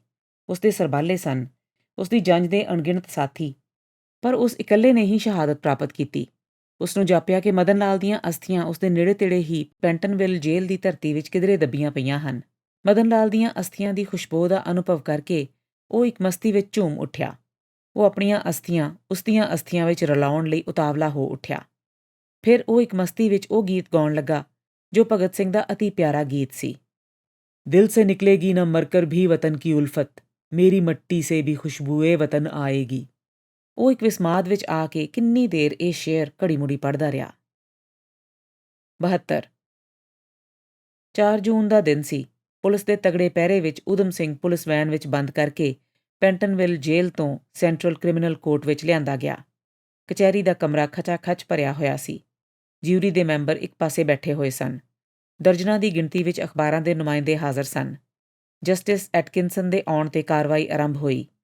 ਮੈਜਿਸਟ੍ਰੇਟ ਦੀ ਕੋਰਟ ਵਿੱਚ ਹੋਈ ਕਾਰਵਾਈ ਵਾਂਗੂ ਕਾਰਵਾਈ ਚੱਲਦੀ ਰਹੀ। ਜੱਜ ਵੀ ਅੰਗਰੇਜ਼, ਜਿਊਰੀ ਅੰਗਰੇਜ਼, ਸਰਕਾਰੀ ਵਕੀਲ ਵੀ ਅੰਗਰੇਜ਼, ਅਖਬਾਰਾਂ ਦੇ ਨੁਮਾਇੰਦੇ ਵੀ ਅੰਗਰੇਜ਼, ਉਸਦੀ ਮਰਜ਼ੀ ਬਿਨਾਂ ਉਸਦੇ ਡਿਫੈਂਸ ਲਈ ਰੱਖਿਆ ਗਿਆ ਵਕੀਲ ਵੀ ਅੰਗਰੇਜ਼ ਤੇ ਸਾਰੇ ਦਰਸ਼ਕ ਵੀ ਗੋਰੇ। ਸਾਰੀ ਹਕੂਮਤ ਬਰਤਾਨੀਆ ਇੱਕ ਪਾਸੇ ਤੇ ਊਧਮ ਸਿੰਘ ਇੱਕ ਪਾਸੇ। ਜਦ ਅੰਤ ਵਿੱਚ ਉਸਨੂੰ ਪੁੱਛਿਆ ਗਿਆ ਕਿ ਉਹ ਦੋਸ਼ ਮੰਨਦਾ ਹੈ ਕਿ ਨਹੀਂ, ਤਾਂ ਦੁਸ਼ਮਣਾਂ ਦੀ ਕਚਹਿਰੀ ਵਿੱਚ ਬੱਬਰ ਸ਼ੇਰ ਗੱਜਿਆ। ਮੈਂ ਤੁਹਾਡੀ ਇਸ ਅਦਾਲਤ ਨੂੰ ਮਦਾਰੀ ਦਾ ਇੱਕ ਤਮਾਸ਼ਾ ਸਮਝਦਾ ਹਾਂ। ਮੈਂ ਇਸ ਅਦਾਲਤ ਨੂੰ ਮਨਜ਼ੂਰ ਨਹੀਂ ਕਰਦਾ। ਮੈਂ ਜੋ ਕੁਝ ਕੀਤਾ ਹੈ ਠੀਕ ਕੀਤਾ ਹੈ। ਮੈਂ ਕੀਤੀ ਦੇਸ਼ ਸੇਵਾ ਨੂੰ ਦੋਸ਼ ਨਹੀਂ ਸਮਝਦਾ। ਤੁਸਾਂ ਜੋ ਕਰਨਾ ਹੈ ਕਰੋ, ਛੇਤੀ ਕਰੋ। ਮੇਰਾ ਵੱਡਾ ਭਰਾ ਮਦਨ ਮੇਰੀ ਉਡੀਕ ਵਿੱਚ ਉਤਾਵਲਾ ਪੈ ਰਿਹਾ ਹੋਵੇਗਾ। ਮਦਨ ਲਾਲ ਢੀਂਗਰਾ ਦੀ ਸ਼ਹਾਦਤ ਬਾਰੇ ਅਖਬਾਰਾਂ ਨੇ ਹੁਣੇ-ਹੁਣੇ ਖਬਰਾਂ ਛਾਪੀਆਂ ਸਨ। ਕੈਕਸਟਨ ਹਾਲ ਵਿੱਚ ਗੋਲੀ ਚੱਲਣ ਉੱਤੇ ਮਦਨ ਲਾਲ ਢੀਂਗਰਾ ਦਾ ਕੇਸ ਮੁੜ ਲੋਕਾਂ ਸਾਹਮਣੇ ਆ ਗਿਆ। ਉਸਦਾ ਨਾਂ ਊਧਮ ਸਿੰਘ ਦੇ ਮੂੰਹੋਂ ਸੁਣ ਕੇ ਜਸਟਿਸ ਐਟਕਿਨਸਨ ਬੁੜਕ ਪਿਆ। ਲੋਕੀ ਗੱਲਾਂ ਕਰਨ ਲੱਗ ਪਏ। ਆਰਡਰ ਆਰਡਰ ਦੀਆਂ ਆਵਾਜ਼ਾਂ ਆਈਆਂ। ਮੁਕੱਦਮੇ ਦੀ ਕਾਰਵਾਈ ਜਾਰੀ ਰੱਖਣ ਲਈ ਅਗਲੇ ਦਿਨ 5 ਜੂਨ ਦੀ ਤਰੀਕ ਪਾਈ ਗਈ। ਦਰਸ਼ਕਾਂ ਵਿੱਚੋਂ ਇੱਕ ਗੋਰਾ ਖੜਾ ਹੋ ਗਿਆ। ਉਸਨੇ ਜੱਜ ਨੂੰ ਸੰਬੋਧਨ ਕਰਕੇ ਉੱਚੀ ਸਾਰੀ ਕਿਹਾ, ਮੈਂ ਕੁਝ ਕਹਿਣਾ ਚਾਹੁੰਦਾ ਹਾਂ। ਮਿਸਟਰ ਸਿੰਘ ਨੇ ਜੋ ਕੁਝ ਕੀਤਾ ਹੈ ਠੀਕ ਕੀਤਾ ਹੈ। ਉਹ ਇੱਕਦਮ ਇਹ ਗੱਲ ਕਹਿ ਗਿਆ। ਜਸਟਿਸ ਐਟਕਿਨਸਨ ਨੇ ਕੁਰਸੀ ਉੱਤੋਂ ਉੱਠਦਿਆਂ ਹੀ ਕਚਹਿਰੀ ਦੀ ਕਾਰਵਾਈ ਖਤਮ ਕਰ ਦਿੱਤੀ। ਊਧਮ ਸਿੰਘ ਨੇ ਬੌਬ ਕੋਨੇਲੇ ਨੂੰ ਪਛਾਣ ਕੇ ਉੱਚੀ ਸਾਰੀ ਕਿਹਾ, ਅਲਵਿਦਾ ਬੌਬ, ਅਲਵਿਦਾ। ਬਾਬ ਕੋਨੇਲੇ ਨੂੰ ਪੁਲਿਸ ਨੇ ਹਿਰਾਸਤ ਵਿੱਚ ਲੈ ਲਿਆ ਤੇ ਕੋਰਟ ਵਿੱਚੋਂ ਬਾਹਰ ਲੈ ਤੁਰੇ। ਜਦ ਊਧਮ ਸਿੰਘ ਕਚਹਿਰੀ ਵਿੱਚੋਂ ਪੁਲਿਸ ਦੀ ਹਿਰਾਸਤ ਵਿੱਚ ਬਾਹਰ ਆਇਆ ਤਾਂ ਉਸਦੀ ਨਜ਼ਰ ਆਪਣੀ ਲੈਂਡਲੇਡੀ ਮਿਸਿਸ M ਕਰੌਲੀ ਉੱਤੇ ਜਾ ਪਈ। ਉਸਨੇ ਸੱਜੀ ਬਾਂਹ ਉੱਚੀ ਕਰਕੇ ਕਿਹਾ, ਮਾਂ ਸ਼ੁਕਰੀਆ, ਅਲਵਿਦਾ। ਮਿਸਿਸ ਕਰੌਲੀ ਊਧਮ ਸਿੰਘ ਨੂੰ ਪੁਲਿਸ ਵੈਨ ਵਿੱਚ ਬਹਿੰਦਿਆਂ ਵੇਖ ਕੇ ਫਿੱਸ ਪਈ। ਉਸਦਾ ਰੋਣ ਨਾ ਠੱਲੇ। ਜਦ ਮੱਲ, ਭਾਈ ਤੇ ਲੰਬੜ ਹੋਰਾਂ ਨੂੰ ਪਤਾ ਲੱਗਾ ਕਿ ਉਹ ਊਧਮ ਸਿੰਘ ਦੀ ਲੈਂਡਲੇਡੀ ਸੀ ਤਾਂ ਉਹ ਉਸਨੂੰ ਦਿਲਾਸਾ ਦੇਣ ਲੱਗੇ। ਭਾਈ ਦੇ ਇਸ਼ਾਰੇ ਉੱਤੇ ਉਹ ਮਿਸਿਸ ਕਰੌਲੀ ਨੂੰ ਨਾਲ ਲੈ ਕੇ ਚਾਹ ਪੀਣ ਲਈ ਲਾਇਨਜ਼ ਰੈਸਟੋਰੈਂਟ ਅੰਦਰ ਜਾ ਦਾਖਲ ਹੋਏ। 73 ਸੈਂਟਰਲ ਕ੍ਰਿਮੀਨਲ ਕੋਰਟ ਓਲਡ ਬੇਲੀ ਵਿੱਚ ਮੁਕੱਦਮੇ ਦੀ ਕਾਰਵਾਈ ਜਿੱਥੇ ਕੱਲ੍ਹ ਛੱਡੀ ਗਈ ਸੀ ਉੱਥੋਂ ਆਰੰਭ ਹੋਈ। ਜਸਟਿਸ ਐਟਕਿਨਸਨ ਆਪਣੀ ਕੁਰਸੀ ਉੱਤੇ ਡਟ ਕੇ ਬੈਠਾ ਹੋਇਆ ਸੀ। ਜਿਊਰੀ ਦੇ ਮੈਂਬਰ ਇੱਕ ਪਾਸੇ ਬੈਠੇ ਸਨ। ਅਖਬਾਰਾਂ ਦੇ ਨੁਮਾਇੰਦਿਆਂ ਨਾਲ ਦਰਵਾਜ਼ੇ ਦੇ ਨਾਲ ਤੇ ਸਾਹਮਣੇ ਦੀਆਂ ਦੋਵੇਂ ਨੁੱਕਰਾਂ ਖਚਾ-ਖਚ ਭਰੀਆਂ ਪਈਆਂ ਸਨ। ਰਿਟਾਇਰਡ ਅਫਸਰਾਂ, ਪੈਨਸ਼ਨਖੋਰਾਂ ਤੇ ਸਰਕਾਰੀ ਬੰਦਿਆਂ ਨੇ ਸਾਰੀਆਂ ਕੁਰਸੀਆਂ ਰੋਕੀਆਂ ਹੋਈਆਂ ਸਨ। ਇਸ ਗੱਲ ਦਾ ਖਿਆਲ ਰੱਖਿਆ ਗਿਆ ਸੀ ਕਿ ਬਾਬ ਕੋਨੇਲੇ ਜਿਹੇ ਕਿਸੇ ਬੰਦੇ ਜਾਂ ਕਿਸੇ ਆਮ ਹਿੰਦੁਸਤਾਨੀ ਨੂੰ ਅੰਦਰ ਨਾ ਜਾਣ ਦਿੱਤਾ ਜਾਏ। ਮੰਨੇ ਪਰਮੰਨੇ ਸਰਕਾਰੀ ਪਿੱਠੂ ਹਿੰਦੁਸਤਾਨੀਆਂ ਨੂੰ ਛੱਡ ਕੇ ਹਰ ਆਮ ਹਿੰਦੁਸਤਾਨੀ ਨੂੰ ਸ਼ੱਕ ਦੀ ਨਜ਼ਰ ਨਾਲ ਵੇਖਿਆ ਜਾਂਦਾ ਸੀ। ਲੰਬੜ, ਮੱਲ ਤੇ ਭਾਈ ਤੇ ਉਹਨਾਂ ਦੇ ਕਈ ਹੋਰ ਸਾਥੀ ਕਚਹਿਰੀ ਦੀ ਇਮਾਰਤ ਤੋਂ ਬਾਹਰ ਨਿੰਮੋ ਝੂਣੇ ਖੜੇ ਰਹੇ। ਜਦ ਊਧਮ ਸਿੰਘ ਨੂੰ ਕਸਮ ਖਾਣ ਲਈ ਆਖਿਆ ਗਿਆ ਤਾਂ ਉਸਨੇ ਵਾਰਸ ਸ਼ਾਹ ਦੀ ਹੀਰ ਦੇ ਕਿੱਸੇ ਉੱਤੇ ਹੱਥ ਰੱਖ ਕੇ ਕਸਮ ਖਾਣ ਦੀ ਮੰਗ ਕੀਤੀ। ਉਸਦੀ ਮੰਗ ਨੂੰ ਗੌਲਿਆ ਤੱਕ ਨਾ ਗਿਆ। ਉਸਨੇ ਕਸਮ ਖਾਣ ਤੋਂ ਵੀ ਇਨਕਾਰ ਕਰ ਦਿੱਤਾ ਤੇ ਬਿਆਨ ਦੇਣਾ ਸ਼ੁਰੂ ਕੀਤਾ।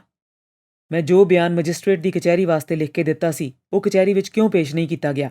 ਮੈਜਿਸਟ੍ਰੇਟ ਨੇ ਮੇਰਾ ਬਿਆਨ ਅਖਬਾਰੀ ਨੁਮਾਇੰਦਿਆਂ ਨੂੰ ਨਾ ਛਾਪਣ ਦੀ ਤਾਕੀਦ ਕਰ ਦਿੱਤੀ ਸੀ। ਇਹ ਕਿਹੜੇ ਪਾਸੇ ਦਾ ਇਨਸਾਫ ਹੈ? ਜਿਹੜਾ ਬਿਆਨ ਮੈਂ ਹੁਣ ਦੇ ਰਿਹਾ ਹਾਂ ਮੈਨੂੰ ਪਤਾ ਹੈ ਇਸ ਨੂੰ ਵੀ ਛਾਪਣ ਦੀ ਮਨਾਹੀ ਕਰ ਦਿੱਤੀ ਜਾਏਗੀ। ਇਹ ਕਚਹਿਰੀ ਹੈ ਜਾਂ ਮਦਾਰੀ ਦਾ ਤਮਾਸ਼ਾ? ਜਸਟਿਸ ਵੀ ਅੰਗਰੇਜ਼, ਜਿਊਰੀ ਵੀ ਅੰਗਰੇਜ਼, ਗਵਾਹ ਵੀ ਅੰਗਰੇਜ਼, ਅਖਬਾਰਾਂ ਵਾਲੇ ਵੀ ਅੰਗਰੇਜ਼, ਦਰਸ਼ਕ ਵੀ ਹਿੰਦੁਸਤਾਨ ਦੇ ਪੈਸੇ ਉੱਤੇ ਪਲਣ ਵਾਲੇ ਅੰਗਰੇਜ਼। ਆਪੇ ਮੁਨਸਫ, ਆਪੇ ਮੁਲਜ਼ਮ।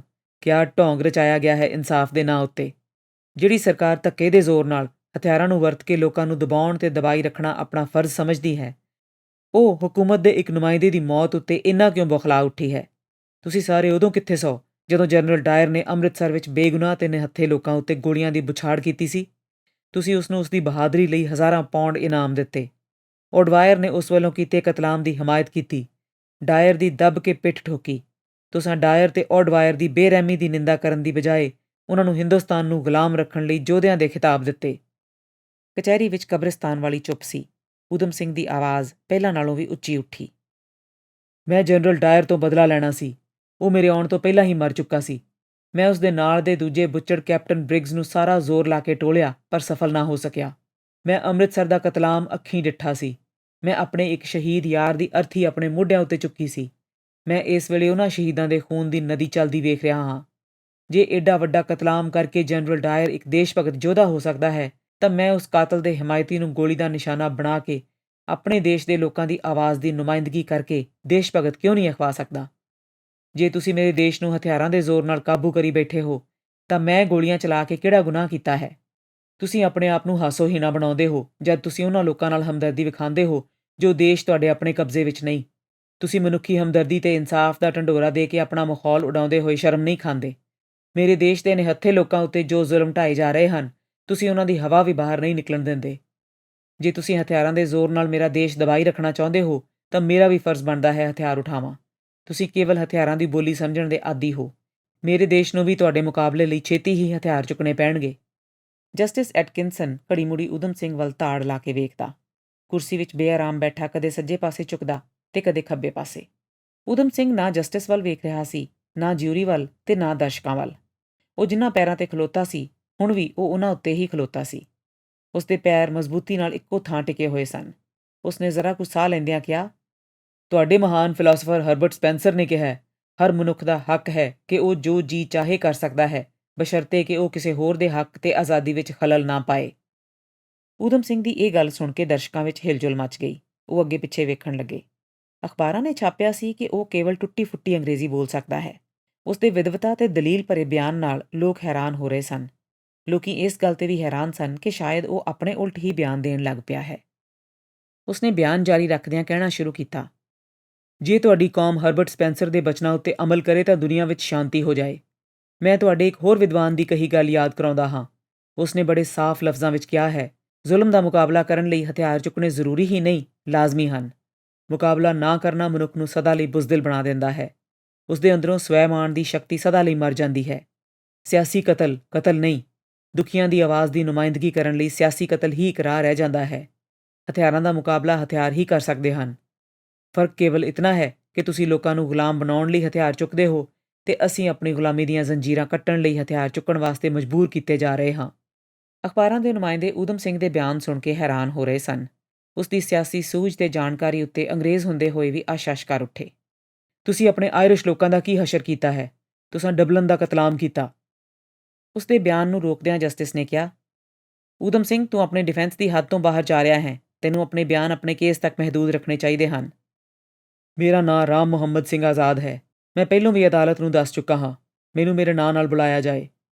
ਫਿਰ ਉਸਨੇ ਬਿਆਨ ਜਾਰੀ ਰੱਖਦਿਆਂ ਕਹਿਣਾ ਸ਼ੁਰੂ ਕੀਤਾ, ਤੁਸੀਂ ਲਾਹੌਰ ਵਿੱਚ ਗੋਲੀ ਚਲਾ ਕੇ ਕਈ ਖਾਕਸਾਰ ਮਾਰ ਦਿੱਤੇ ਹਨ। ਉਹ ਸਾਰੇ ਮੇਰੇ ਦੇਸ਼ਵਾਸੀ ਸਨ।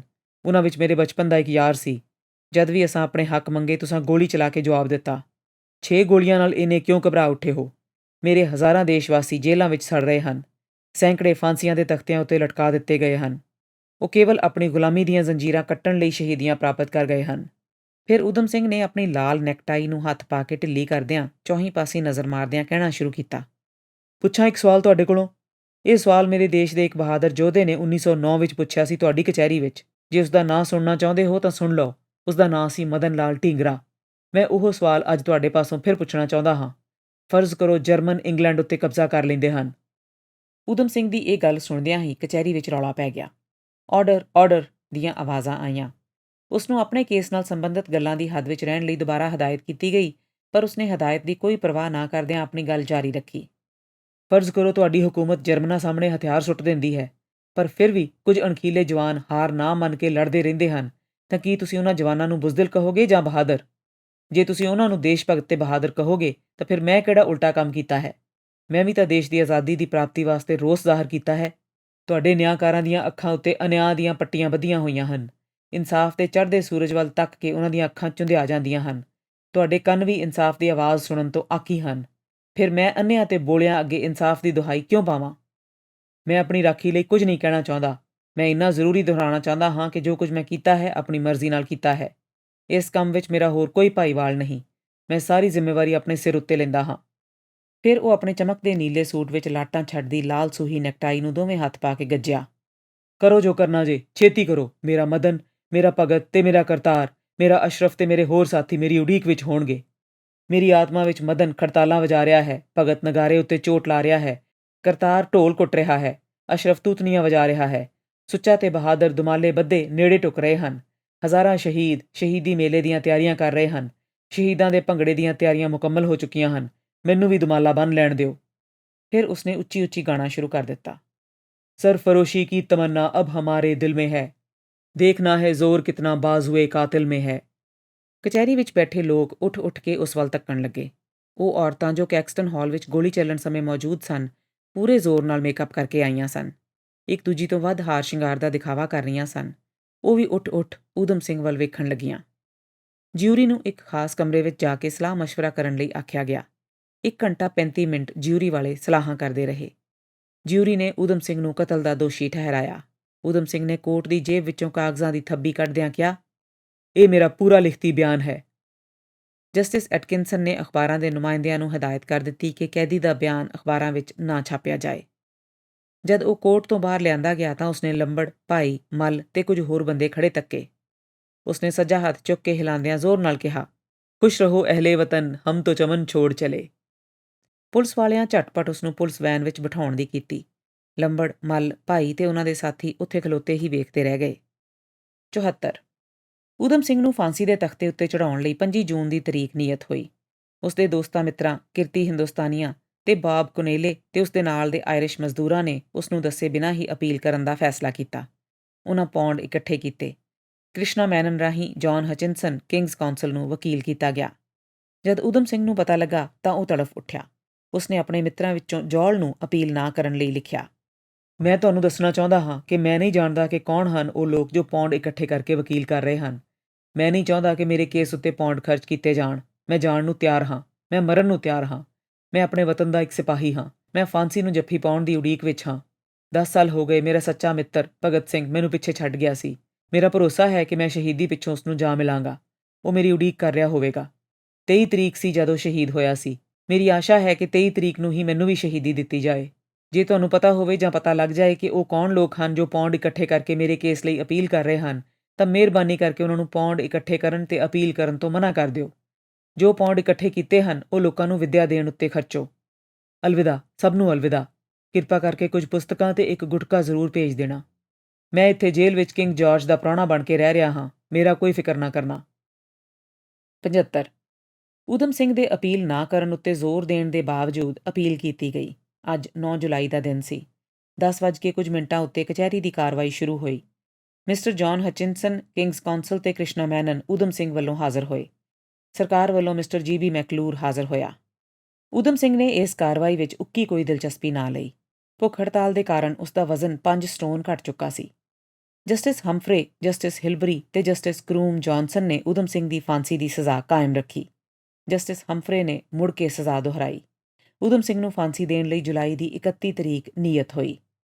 ਊਧਮ ਸਿੰਘ ਉਸੇ ਪੈਂਟਨਵਿਲ ਜੇਲ੍ਹ ਵਿੱਚ, ਉਸੇ ਫਾਂਸੀ ਘਰ ਵਿੱਚ, ਉਸੇ ਫਾਂਸੀ ਤਖਤੇ ਉੱਤੇ ਚੜ੍ਹਨ ਦੀ ਉਡੀਕ ਕਰਨ ਲੱਗਾ ਜਿਸ ਉੱਤੇ ਡਟ ਕੇ ਖਲੋ ਕੇ ਮਦਨ ਲਾਲ ਢੀਂਗਰਾ ਨੇ ਸ਼ਹੀਦੀ ਪ੍ਰਾਪਤ ਕੀਤੀ ਸੀ। 76 31 ਜੁਲਾਈ ਦੀ ਸਵੇਰ ਸੀ। ਸੂਰਜ ਨੇ ਊਧਮ ਸਿੰਘ ਦੇ ਸੈੱਲ ਵਿੱਚ ਝਾਤੀ ਮਾਰੀ। ਉਹ ਚੌਂਕੜੀ ਮਾਰ, ਸਮਾਧੀ ਲਾ ਕੇ, ਅੱਖਾਂ ਬੰਦ ਕਰਕੇ ਸ਼ਾਂਤ ਬੈਠਾ ਸੀ। ਵਾਰਡਰ ਨੇ ਜੰਦਰਾ ਖੋਲ੍ਹਿਆ। ਊਧਮ ਸਿੰਘ ਪਹਿਲੋਂ ਹੀ ਤਿਆਰ ਸੀ। ਉਹ ਉੱਠ ਖਲੋਤਾ। ਵਾਰਡਰ ਦੇ ਆਖਣ ਤੋਂ ਪਹਿਲਾਂ ਹੀ ਸੈੱਲ ਵਿੱਚੋਂ ਬਾਹਰ ਹੋ ਖਲੋਤਾ। ਚੜ੍ਹਦੇ ਸੂਰਜ ਦੀ ਲਾਲੀ ਉਸ ਦੇ ਖਿੜੇ ਚਿਹਰੇ ਉੱਤੇ ਪੈ ਰਹੀ ਸੀ। ਉਹ ਛਾਤੀ ਤਾਣ ਕੇ ਵਾਰਡਰਾਂ ਦੇ ਅੱਗੇ-ਅੱਗੇ ਤੁਰ ਰਿਹਾ ਸੀ। ਲਾੜਾ ਮੌਤ ਰਾਣੀ ਨੂੰ ਵਿਆਹੁਣ ਜਾ ਰਿਹਾ ਸੀ। ਫਾਂਸੀ ਘਰ ਨੂੰ ਵੇਖ ਕੇ ਉਸ ਦੇ ਕਦਮ ਹੋਰ ਤੇਜ਼ ਹੋ ਗਏ। ਉਹ ਇੱਕ ਅਨੰਤ ਮਸਤੀ ਵਿੱਚ ਗਾ ਉੱਠਿਆ, ਦਿਲ ਸੇ ਨਿਕਲੇਗੀ न मरकर भी वतन की उल्फत, ਮੇਰੀ ਮੱਟੀ ਸੇ ਵੀ ਖੁਸ਼ਬੂਏ ਵਤਨ ਆਏਗੀ। ਫਾਂਸੀ ਘਰ ਦੀਆਂ ਬਰੂਹਾਂ ਟੱਪਣ ਵੇਲੇ ਉਸਨੇ ਨਾਅਰੇ ਲਾਏ, ਹਿੰਦੁਸਤਾਨ ਜ਼ਿੰਦਾਬਾਦ, ਇਨਕਲਾਬ ਜ਼ਿੰਦਾਬਾਦ, ਸਾਮਰਾਜ ਮੁਰਦਾਬਾਦ।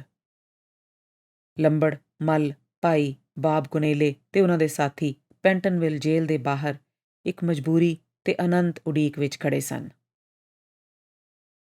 ਇਹ ਸੀ ਗਿਆਨੀ ਕੇਸਰ ਸਿੰਘ ਦੇ ਲਿਖੇ ਨਾਵਲ ਸ਼ਹੀਦ ਊਧਮ ਸਿੰਘ ਦੀ ਆਡੀਓ ਬੁੱਕ ਦਾ ਚੌਥਾ ਤੇ ਆਖਰੀ ਹਿੱਸਾ। ਇਸ ਆਡੀਓ ਬੁੱਕ ਨੂੰ ਜੇਕਰ ਤੁਸੀਂ 4 ਹਿੱਸਿਆਂ ਦੀ ਬਜਾਏ ਇੱਕ ਮੁਕੰਮਲ ਹਿੱਸੇ ਵਿੱਚ ਸੁਣਨਾ ਚਾਹੁੰਦੇ ਹੋ ਤਾਂ ਉਹ ਜਲਦੀ ਹੀ ਅਪਲੋਡ ਕੀਤਾ ਜਾ ਰਿਹਾ ਹੈ। ਉਸ ਦਾ ਲਿੰਕ ਇਸੇ ਵੀਡੀਓ ਉੱਤੇ ਮੁਹੱਈਆ ਕਰਵਾਇਆ ਜਾਏਗਾ। ਅਜਿਹਾ ਹੋਰ ਕੰਟੈਂਟ ਸੁਣਨ ਵਾਸਤੇ ਇਸ ਚੈਨਲ ਨੂੰ ਸਬਸਕ੍ਰਾਈਬ ਕਰਨਾ ਨਾ ਭੁੱਲਣਾ। ਨਾਲ ਹੀ ਉਹਨਾਂ ਸਾਥੀਆਂ ਨਾਲ ਇਸ ਚੈਨਲ ਬਾਰੇ ਗੱਲ ਜ਼ਰੂਰ ਕਰਨਾ ਜੋ ਅਜਿਹਾ ਕੰਟੈਂਟ, ਕਹਾਣੀਆਂ, ਨਾਵਲ ਸੁਣਨਾ ਪਸੰਦ ਕਰਦੇ ਹਨ।